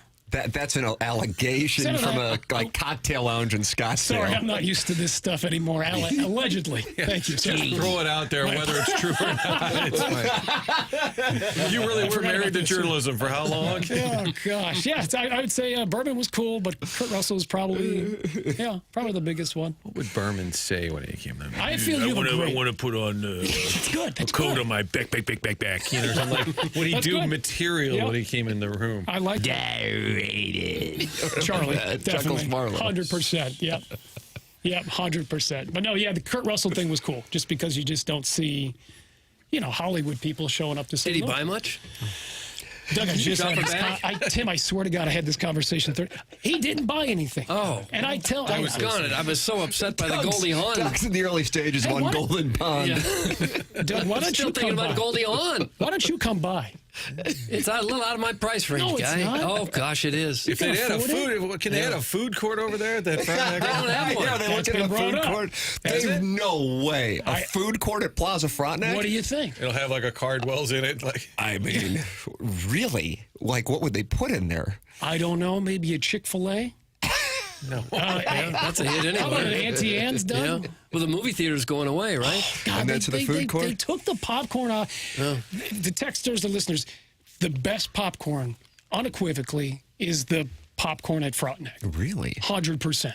What differentiates it from, Doug and I are more meat and potatoes guys. They took it out. They said, well, we got to do some renovations and blah, blah, so we're going to get rid of the popcorn. But, I remember going up there one time because people would literally go there just to get the popcorn and leave, not see a movie. I was up there getting some popcorn. Nellie was in line. And I'm like, I said, hey, what's up? I said, what movie are you seeing? He goes, movie? He goes, man, I'm just here for the popcorn. Got his popcorn and left. Wow. That's good popcorn. Is that what Kurt Russell did? He was really getting popcorn. How much did Kurt Russell spend? Oh, Jesus. Doug, he didn't buy anything. Okay. All right? It seems what if I give you a gift card? It seems like any kind of salesman could have sold something to Kurt Russell. You think so? Yes. Why don't you go into the fashion business? Don't tell me what to do. It was a question. Okay. Would you like to? No, thanks. Why not? I don't have a lot of fashion What are you doing sense. after 11 o'clock? Nothing. Oh, Sound gosh, story, I am and then you're so done. busy. Research for tomorrow's show. Which, by the way, Sound Story is awesome. Oh, God bless. Thank you so much. Sound Story is awesome. I'm so happy you guys are killing it with that. Thank you, brother. And that is such because I feel that as you get older, my business is closed, but who needs another sweater? Who needs another shirt? But if you can get your relatives, your mom, your dad, your uncle, whomever on camera and preserve those memories and their memories. That's just so cool what you guys are doing. That's very kind and that's of you. real talk. That's kind of you, man. Yeah. Thank you so much. Yep. I appreciate it. Jeff Abland, kind enough to come in. I mean, a hit with the audience. What a hit with the audience you've been here today. Tip of the cap. Thank you. Martin, wonderful guest. Book. You booked Abland, not Doug, not his former coworker. It's interesting. I didn't want him on here. Initially, I didn't want him on here. Initially, I booked him as a surprise guest that was going to walk in. And I don't know if you remember, but Jackson, the day before, we're sitting there, I was getting ready to leave. He goes, okay, all right. And you still got Abland walking in tomorrow? And he kind of went, because you guys were, and luckily these two don't pay attention, Jeff. They didn't even notice that Jackson said it out loud. And I kind of went, and then we had to reschedule. I forget why, but we rescheduled. And this has been a what a delight. Holiday treat. What a delight. A holiday treat. Jeff Abland coming in. What a wonderful hit. We appreciate it, man. And congratulations. If you want to see Jeff, he's over at Neiman Marcus. And Doug, you're going to start working over there too because you guys heard Russell's. I'm not taking a gig there. Doug, It's refreshing to see rich white women. There you go. And you see him in front. Drop of the day. Yeah. We see a few. Doug, you can be my assistant. I'm not going to be your assistant. You knew that was Doug, you can be my assistant. They would have nothing to do with me there. I'd be a little out of place there at Neiman Marcus. You think so? Yes, what do you got in a blue blazer back there? Ladies and gentlemen, that's Jeff Abland. You can see him at Neiman Marcus. Wonderful appearance here on the program. We'll take a break, come back with more TMA. This is 101 ESPN.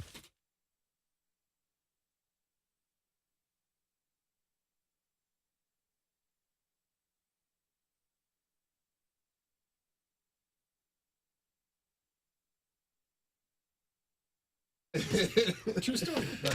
All right, fellas, we're in the middle of a broadcast over here. Abland, pipe down. I want to tell my friends about Massage Envy. This time of year, you can give folks the gift of me time. That's a gift card to Massage Envy, and going until December 31st. You got a little time left on this great deal. When you buy $150 in gift cards, you will get a free $40 promo card in return. You can keep that for yourself or add it to someone's gift. This time of year, folks are stressed out after all the holidays. Give them the gift of me time. You give them the gift card, then they can decide. A massage, a facial, a stretch session. Get that at Massage Envy, where better begins. The offer good. In location only, not available online. Terms do apply. See franchise locations for details. Massage Envy, the gift of me time. And you've still got time until December 31st for this great deal.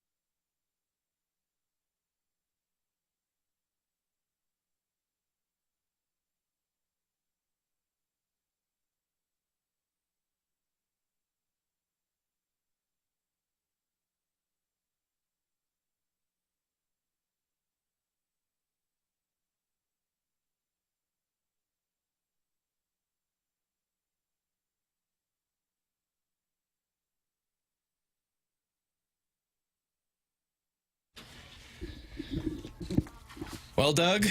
Yeah. That was fun. Jeff was a lot of fun. Oh, yeah, he's a fun guy. That's the first time I've ever met him. Really? Well, he's a delight. You know what he is? He's a delight. Well, yeah, he is a delight. Sorry, I was back. He's a little coming back spitfire. late. He's just a little spitfire, too. Wasn't putting up with your crap. It was nice. Finally, somebody standing up to you and your attitude. That was refreshing. Yeah. That's what needs to go on in here. Yeah, we're going round and round. Ladies and gentlemen, the program's called The Morning After. Our presenting sponsors, Brown & Crouppen, 314-222-2222, or online at brownandcrouppen.com. And you're welcome to email in our design, air, heating, and cooling email today, The Morning After, at InsideSTL.com. Call in. Callier and Thompson phone lines. 314-974-0101. Mark Milton, loyal sponsor of this program. He's online at stltaxlawyer.com. You know, that reminds me, he texted me earlier in the show when we were doing best moment in St. Louis sports this year, worst moment in St. Louis sports this year, and St. Louis sports person. He texted Tatum and Kachuk winning titles. So he texted. He's on board with the Chaminade St. Louis sports person. I guess that counts, yeah. That's about as good as anything. It's something really positive, anyway. Light year. Chairman Kurt, you got to do it. You got to pick somebody. Who you going with? For sports person of the year, I think I know who you're going to say. I mean, by default, like I almost go back to Brady, That's but what I it's thought just you would say. It's hard to put somebody in that kind of position when, in all honesty, the season was a huge disappointment as him as a player and as the entire team. So I feel bad naming him sports person of the year. So I wouldn't call it that's interesting. You call it a huge disappointment. That surprises me. You call the season a huge disappointment. Maybe not the season as a whole, but for what that offense, what we were told they were going to be, what we kind of thought they would be. Part. Relative to expectations, the offense, I agree on that. Yeah, I mean, if they win this bowl game and have 10 wins, that's not a disappointment, but relative to what we kind of thought might take place, it's disappointing, and therefore I feel like he'd be backing into sports person of the year. I follow you on that. I'm going to nominate Mark Milton for sports person of the year. Mark Milton is now nominated. He's a big follower of St. Louis U Sports, big supporter, sponsor. Also, the Blues, Cardinals. He's all over the place, and he's there to help you if you should get sideways with the IRS. Maybe you have years of unfiled tax returns or tax liens or bank levies, wage garnishments keeping you up at night. All kinds of problems that you could face with the IRS, including possible criminal investigation. The godforsaken taxman does not play. If you've got problems with your taxes, you should contact STL tax lawyer Mark Milton at stltaxlawyer.com. He provides a local and holistic approach to tax resolution. Don't be sucked into the out-of-town tax resolution groups you hear about on TV and radio. Mark started his legal career with the Department of Justice Tax Division in Washington, where he represented the IRS in tax cases throughout the country and even received the DOJ's Outstanding Trial Attorney Award. This guy is one of the best in the entire country, and now he helps individuals and small businesses solve their tax problems. So if you have any kind of IRS issues, contact Mark Milton at stltaxlawyer.com today, and you'll be saying, hey, I'm not guilty, I'm with Milty. Remember, the choice of a lawyer is an important decision and should not be based solely on advertisements. Guys, my nominee for best moment of the year is Bowtie saying the Cardinals are, quote, going to try. Sums up the state of the organization. I think he said they're going to try to trade Nolan Arenado. I don't know about the rest. I don't know about the rest of the plan. You can give your nominations. We talked about it in our Mungan St. Louis Acura, Mungan Burkett Alton Toyota 7 o'clock hour. Best St. Louis sports moment of the year, worst St. Louis sports moment of the year, and St. Louis sports person of the year. And for the record, for the purpose of the conversation, the market includes the college teams and the college towns for the purpose of the conversation. Because if somebody were to say, Brady, Cookstown, St. Louis, Missouri, Champaign, Columbia, Missouri, Champaign, Illinois, Springfield, Missouri. Yeah, it counts. Yeah. Just because you got to drive an hour and a half or 2 hours to get there doesn't mean it's not our sports. That's right. It is. That's right. So you can look ahead to 2025. What would be the best case scenario for St. Louis area sports if we, at this time next year, we're saying this person was St. Louis sports person of the year? What would that mean? Maybe Jim Montgomery and the Blues with an unlikely run to the Chalice. Jake Neighbors, save that for Conn next Smythe year. winner. That's what I'm saying. Yeah. Okay. Yeah, that would be the. I don't know how realistic the Cardinal play would be, but I guess you would have to have Mason Wynn as the league MVP. It's not likely. Jordan Walker, how about that? Well, as MVP? How about that? Okay, over Ohtani and Acuna and Freeman and these guys? Yes, you didn't see him in September. Okay. Whew. I'm holding rights, baby. Okay. Bo Prabula this time next year. St. Louis Sports Person of the Year as he leads Missouri to an undefeated campaign. They're getting ready to take on Notre Dame in the Fiesta Bowl in the 2025 college football playoff. How about that? It looks like he short arms the ball to me. I don't know if he's going to be able to throw it deep. So you're not happy with the Bo Prabula play? Well, I mean, I've not seen him play enough to know for sure. Just the highlights I saw, it looks like he short arms the ball. Like he could throw it short. I don't know if he throw it real long. Maybe he can. He can certainly run. Max Duggan with the Battlehawks. If the Battlehawks won it all, would that be sports moment of the year? In different areas of the city, it would. Yeah, I guess it would be. You can give your thoughts, 314-399-9646. That is how you can text in Air Comfort Service. Text line, Tim McKernan, Doug Vaughn. Martin had onboarding, so he had to get out a little early today. How long does it take to get your paperwork in order at this place? He better not have left yet. Almost 3 months. Yeah, I thought you asked him to stick around. I've told him multiple times, and it's important. So wow, he better you are not happy. And now Chairman Kurt sideways with Martin and Jeff Abland sideways with Doug Vaughn. Hell's breaking loose. Right. It's 101 ESPN.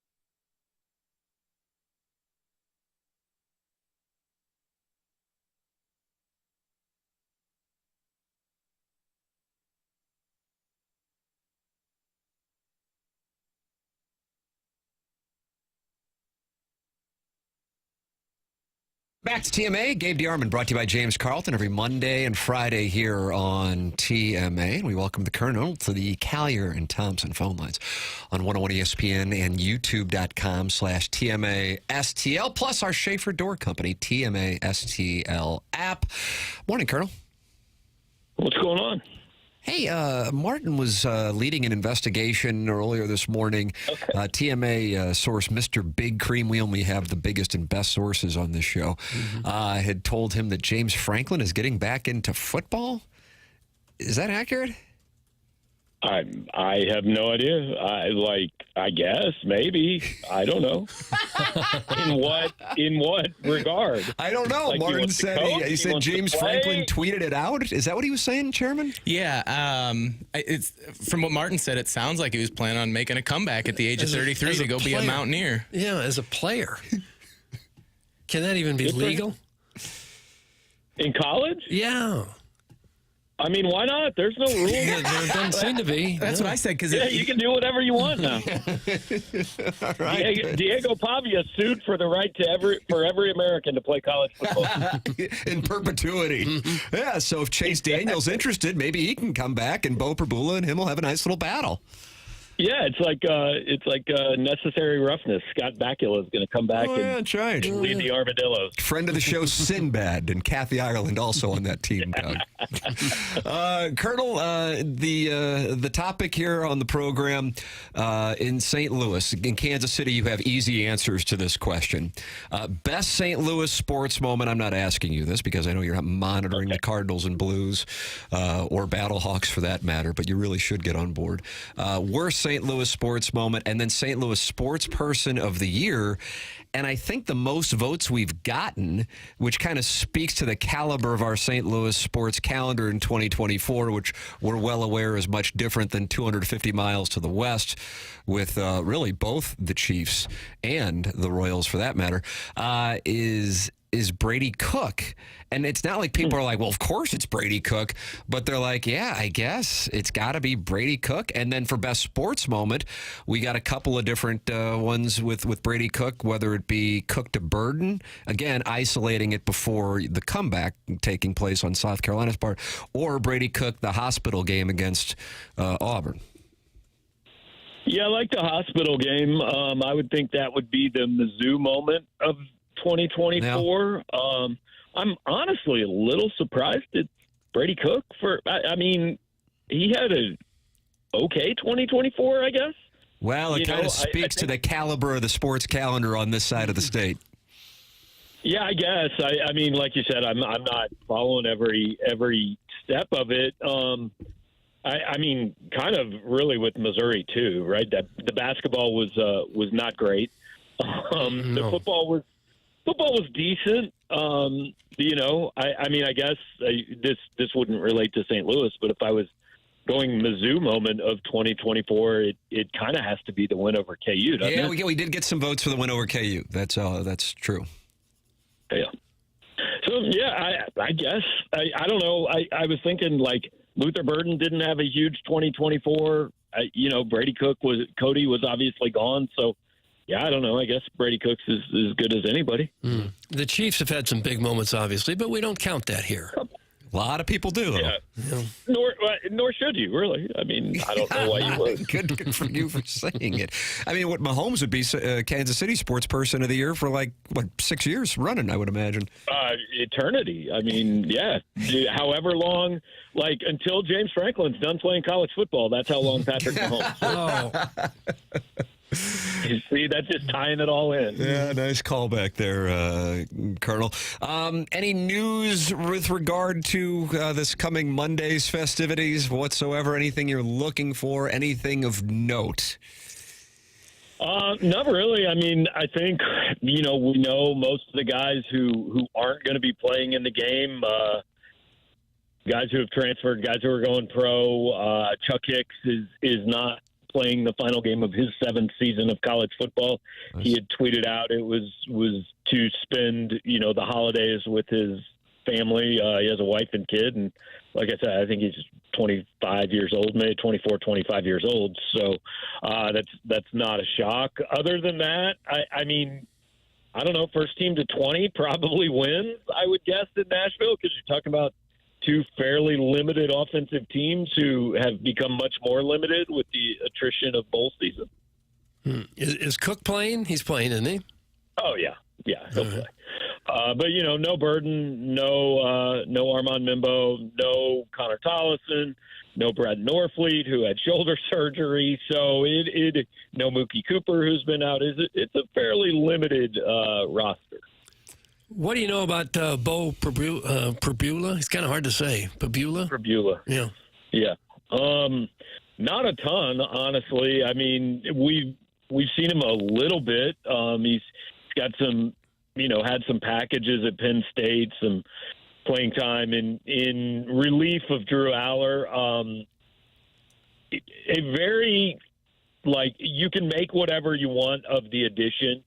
On one hand, well, we know nothing about him, so it's disappointing we didn't get a guy who was a Power 5 starter. The other side says, well, we haven't seen him fail yet, so he's obviously going to be great.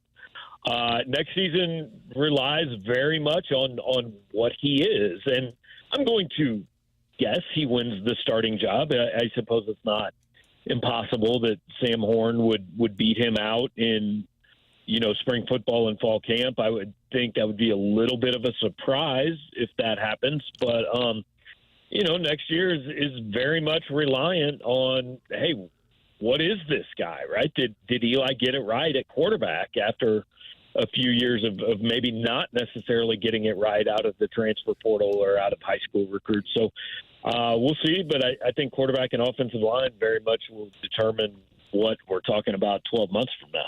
Gabe DeArmond with us here. He's brought to you by James Carlton. He's a regular on the program on Mondays and Fridays. As you know, I am a very happy subscriber of PowerMizzou.com, the Colonel's website, and I enjoy reading the Tigers Lair message board. Not really an active poster, Doug. But You're not? Well, you should be. You think so? You think I should post on there? Yes. I don't think I have a real high approval rating on there. But either way, I enjoy reading it, and I saw a thread titled CFP OT rules. Colonel, you and I have been in lockstep on our hatred of the new college football playoff overtime. I don't know how many people around the country are aware, truly aware. Like, I get degenerates are watching Pitt play last night against Toledo and betting on it, and they, hardcore college football fans are up at 11:30 at night watching Auburn and A&M go back and forth through 8 overtimes. But if you did get to overtime and it would go to a third overtime in the college football playoff, would the overtime go to the 2-point conversions, or do they change it up, kind of like baseball does, NFL does for the postseason? As far as I know, there's no difference. I would think God, can you imagine that 2-point conversion nonsense? Because that's what I thought was going to happen with Missouri and Vanderbilt when that crap was going on. And fortunately, Missouri was able to dodge it. But I can't imagine. I mean, like the A&M Auburn game that you mentioned, like at the time, A&M was very much in playoff contention. Right now, they didn't end up there, but had the rest of the season gone a different way, like they might lose out on a playoff spot because of a 2-point conversion. Or what about Ohio State, Oregon next week? A really close game last time. Yep. If we are determining a spot in the Final Four on a 2-point conversion contest, like forget anything else anybody has a problem with. Like that has to change. Could not. And they agree talk more. about. They say it's for player safety, but they don't care about player safety. Come on. I mean, they're playing into mid-January and starting in August. They don't care at all. It's an easy, politically correct thing to stand behind, but it doesn't matter. So how would you fix it? Just keep playing from the 25-yard line until you get a winner? No, I hate starting on the 25. Why should you start in scoring position? Do you like starting on the 50? That's Scott Van Pelt's idea, and I like that. Yeah, the 50, your own 40, something like that. Give me at least – you have to get 2 or 3 first downs to get into scoring position, right? And somebody's going to do it and somebody's not going to do it. And I'm fine with that. Like, you're not probably going 7 overtimes if you start at midfield. I'm good with that. But because – what do we see all the time? If the first team doesn't score, then the other team just runs the ball into the middle of the line 3 times and kicks a 40-yard field goal. Right. You've done literally nothing to earn winning that game. I couldn't. For the life of me, and I'm sure they've discussed it, so I just don't know what the downside is to the 50-yard line thing. When I heard Van Pelt talk about it, him and Stanford Steve, I go, yeah, why don't they do that? That's the solution. Right. That's it. Because you got to pick up most likely about 15 yards. Yeah, we see some guys bomb them. We obviously saw Mevis with the kick to beat K-State. But for the most part, you're going to have to pick up some semblance of yardage and not just be in field goal range and potentially have unending overtimes. That to me is the obvious solution. Maybe they think it's more exciting to have multiple plays that determine the game with these 2-point tries. Oh, God. Yeah, but here's my biggest problem. It's not football. Like, you're playing a different sport than you were playing for the 68 minutes it took to get there or whatever.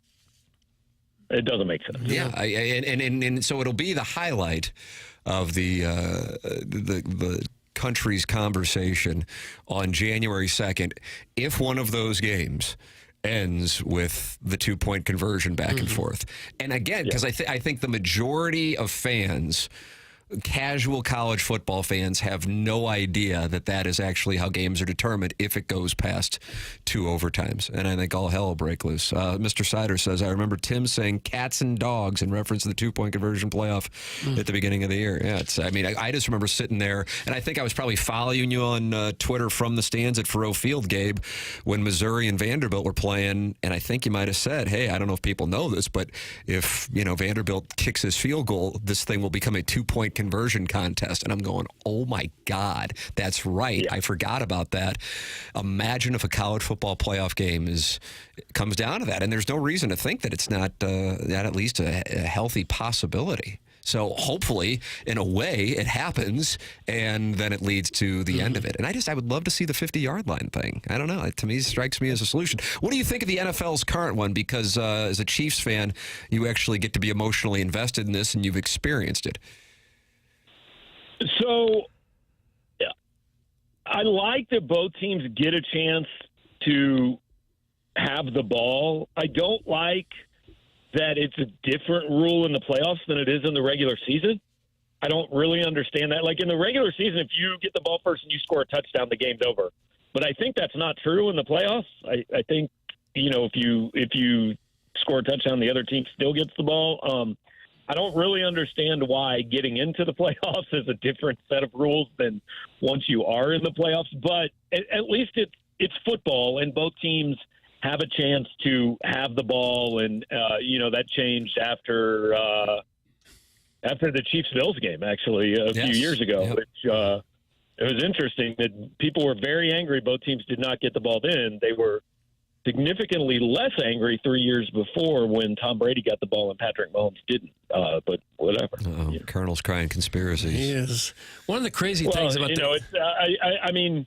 it's tough to beat a team that gets all the calls and all the breaks. Right? That's whining there. That's whining. Hey, it sounds like us after Super Bowl 36. Right. Or after the Rams moved. Well, one of the crazy things about the college football playoffs is lately there haven't been a whole lot of even close games. Remember Georgia beat TCU 65-7, and last year Michigan won by 21. None of the first-round games this year were particularly close. Why do you think that is? Well, I think first of all, I don't think there's that many good teams, right? This year, there's 5, maybe 6 teams could win the whole thing, I guess, which is actually more than usual. But also, we see this all the time in championship round. I remember when I was growing up, we went 15 years without a competitive Super Bowl. That's true. And the reason's pretty simple. I do remember that. Because you get into the third quarter of these games and you go, well, this is it. We're done. There's nothing after that, right? So it's not like, hey, you're playing to keep it close or anything like that. It's just the last round. You're going to put it all out there and maybe go for things you wouldn't go for in other situations. But also then once the result becomes kind of inevitable, I think everybody just goes, yeah, whatever. Let's just get to the end of this. And sometimes that can lead to, an extra 21 points that wouldn't otherwise happen.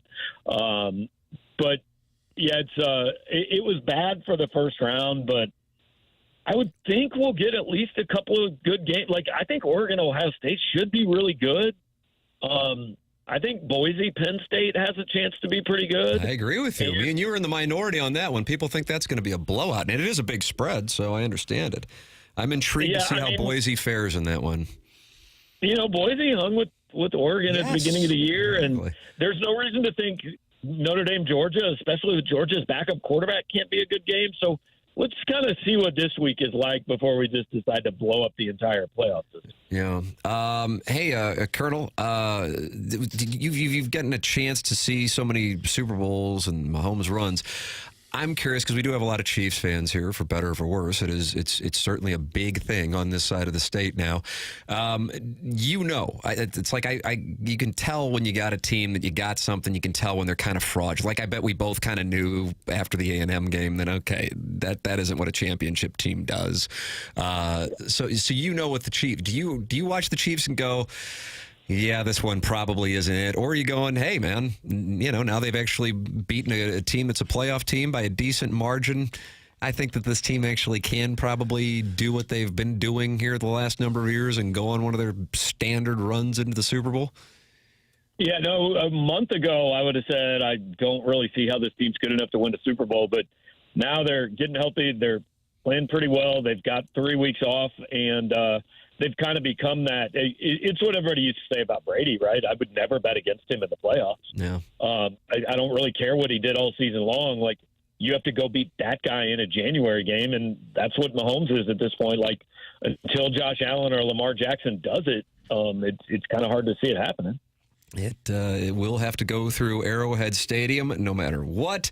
And I don't know. I mean, I'm looking at it right now. The Steelers kind of look like, like SMU or Indiana. Steelers aren't good. Yeah, I mean, they got a decent record, but I don't think anybody really takes them seriously at the moment. And the Bills and the Ravens are the only two good teams, and they're going to play each other. So the Chiefs only have to play one. Yeah, yeah. So I mean, you might get it again.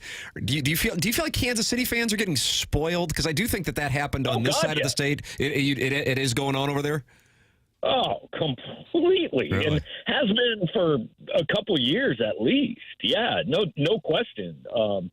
Very spoiled. I mean, this team is 15-1, and everywhere you look, the only talk is, why do they kind of suck?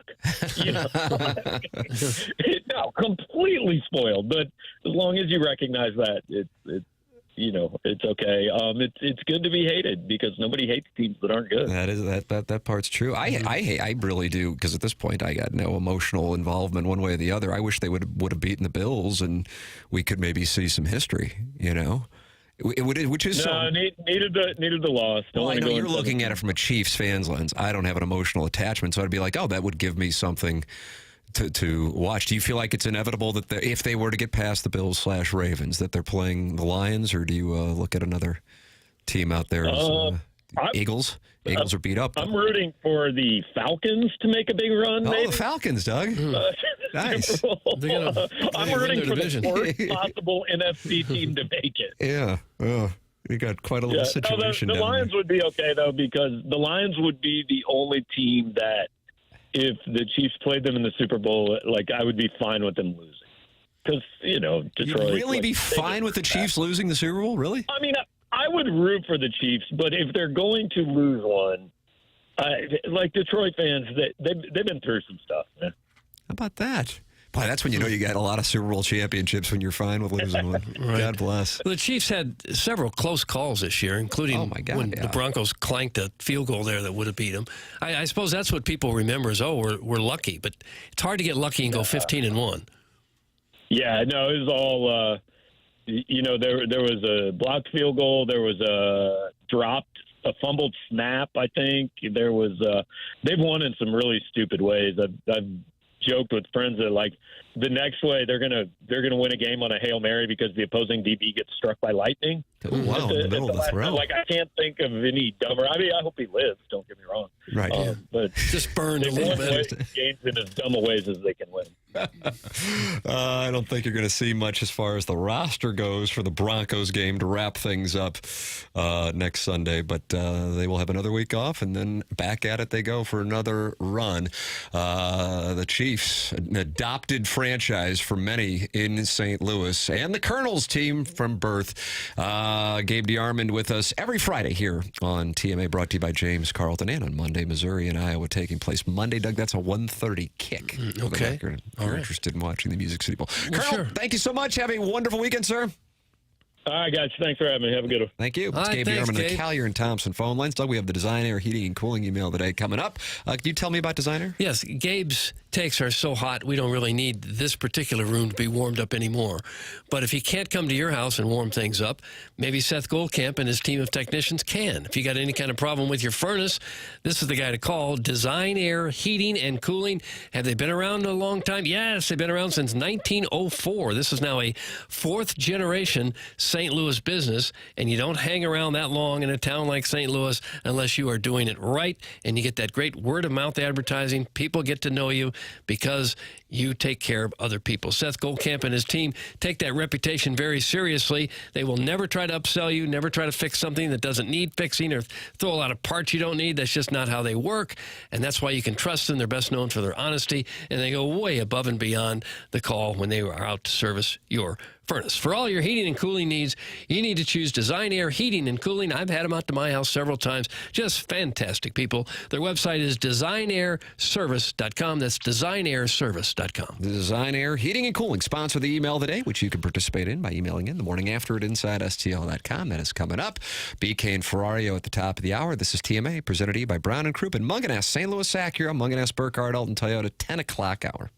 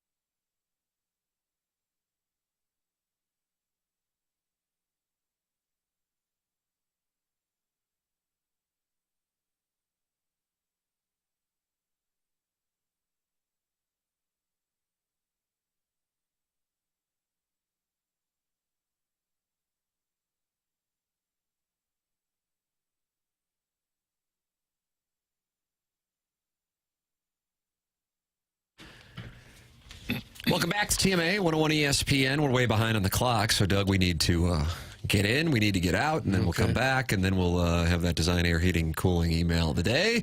Joey Vitali, Jeff Abland, Gabe DeArmond, all guests of the program here today on 101 ESPN. If you missed anything, Schaefer Door Company, sponsor of the TMA STL app, which you can download. That Schaefer Door Company online at schaeferdoor.com. This is TMA, presented by Brown and Crouppen on 101 ESPN.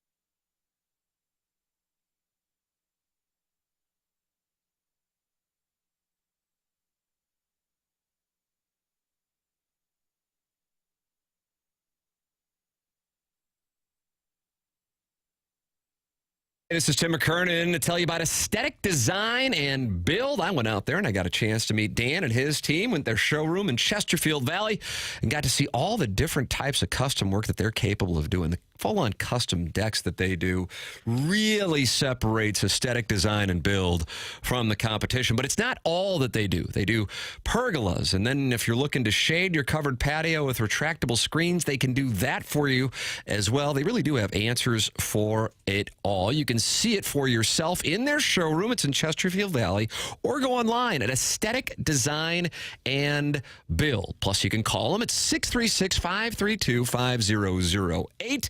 That's Dan and his team at Aesthetic Design and Build. They just have a great referral base from customers who have had wonderful experiences with them over the years. It's aestheticdesignandbuild.com, or call them at 636-532-5008 and let them know I sent you their way.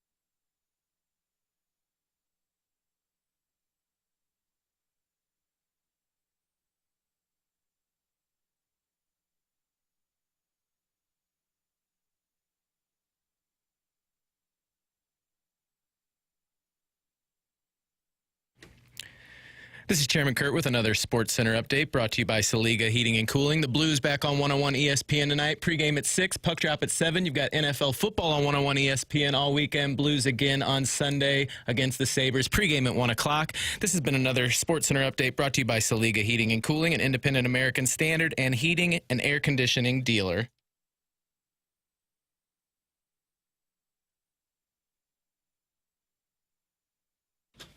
Doug, we got another quick segment, and then we'll come back with the Design Air Heating and Cooling email of the day. This is 101 ESPN.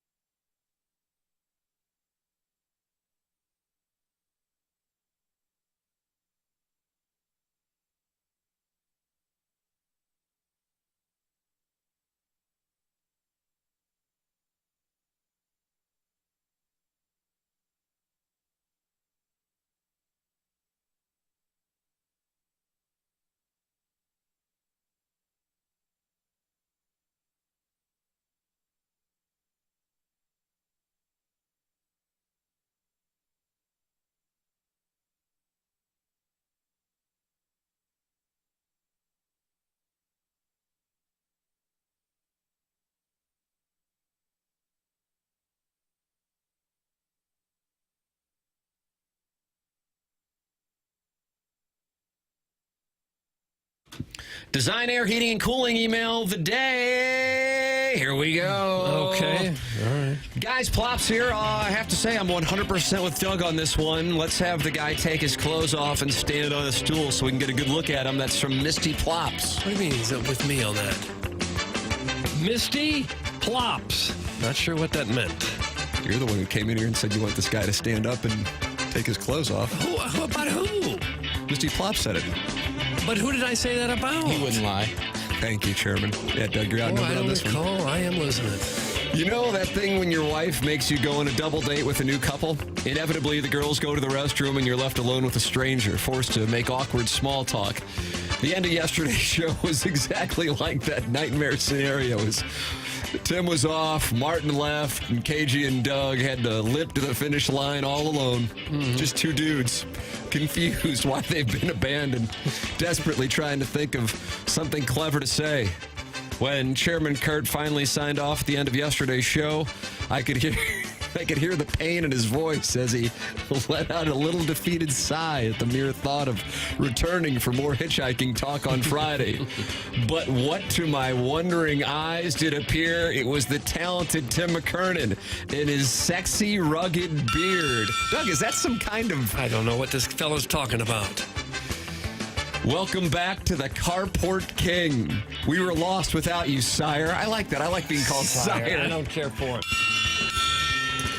The next time our savior's gone, do us all a favor and simply broadcast 4 hours of dead air. That's from the JV golf coach. JV golf coach. Sadie Hawkins, Doug, 2 NFL teams combined for 9 points in a 60-minute game with 0 points scored in the second half. A bunch of NBA teams played last night, but I don't know what happened because Libby Jack isn't here to spam us with NBA scores and his Sports Center updates. Some other guys stuck working at sports radio this morning. What a phrase. Some other guys stuck working in sports radio. Like it's a dead-end job. I guess it is for some. Stuck working in sports radio this morning or workshopping a new Mount Rushmore, like a literal Mount Rushmore. But I think the lead is what the wives was that wives were getting topless at Joey Vitali's Christmas party. I guess we can kill 15 minutes by ranking the best and worst local sports moment of the worst sports here in any of our lifetimes. Best sports moment, Dylan Holloway telling Zach Bolduc to take his shirt off following the Blues win at Madison Square Garden in Jim Montgomery's first game as head coach. Worst sports moment, the Cardinals extending Ollie Marmol coming off the worst Cardinals season in 33 years, further signaling to the fan base that mediocrity is not just tolerated, it is rewarded. Sports Person of the Year, Doug Armstrong, for taking decisive action to correct course, successfully prying Broberg and Holloway from Edmonton and bringing in Jim Montgomery and giving Blues fans reasons to buy into their team. You know what? Buck Swope should be hosting. He's exactly right. Maybe he's the way you wrote it makes the case. I think that probably is it. I enjoyed hearing former Afternoon Delight host Jeff Abland reminisce about his time literally slumming it in local media before he wised up and got out of the business. Anytime I think about Afternoon Delight, I remember Willie being outed as having a fan page burner named Emily Rask, which used a photo of Paulina Gretzky when the cat discovered Emily Rask had commented, quote, "Willie is my favorite" on the Afternoon Delight Facebook page. Oh, what a tangled web we weave. That's some Buck Swope, 2003 graduate of the worst school in America, according to Libby Jack. He didn't like that. That was the Miami, Ohio. Did not like that at all. Criticism of Jackson Burkett. And that's what we have for the Design Air Heating and Cooling email today. I think there's only one choice, and that's Buck. Buck Swope. Yeah, Buck Swope. Buck Swope is won the Design Air Heating and Cooling email of the day. We win by knowing the people at Munganess, St. Louis Acura, Munganess, Burkhardt, Alton Toyota, online at stlouisacura.com and altontoyota.com. That's Jamie Burkhardt. That's Peter Munganess. That's the entire staff, and that's Ryan Seiberg and the wonderful people in their service department. Munganess, St. Louis Acura, Munganess, Burkhardt, Alton Toyota, online at stlouisacura.com and altontoyota.com. Time for us to shut it down. BK and Ferrario are up next. For Chairman Kurt, wonderful job filling in, Chairman. For Jackson Burkett. For Martin Kilcoyne. For my brother Kevin. For Douglas Sullivan Vaughn. I'm Tim McKernan. This has been TMA, presented to you by Brown and Crouppen on 101 ESPN and the TMA STL YouTube channel.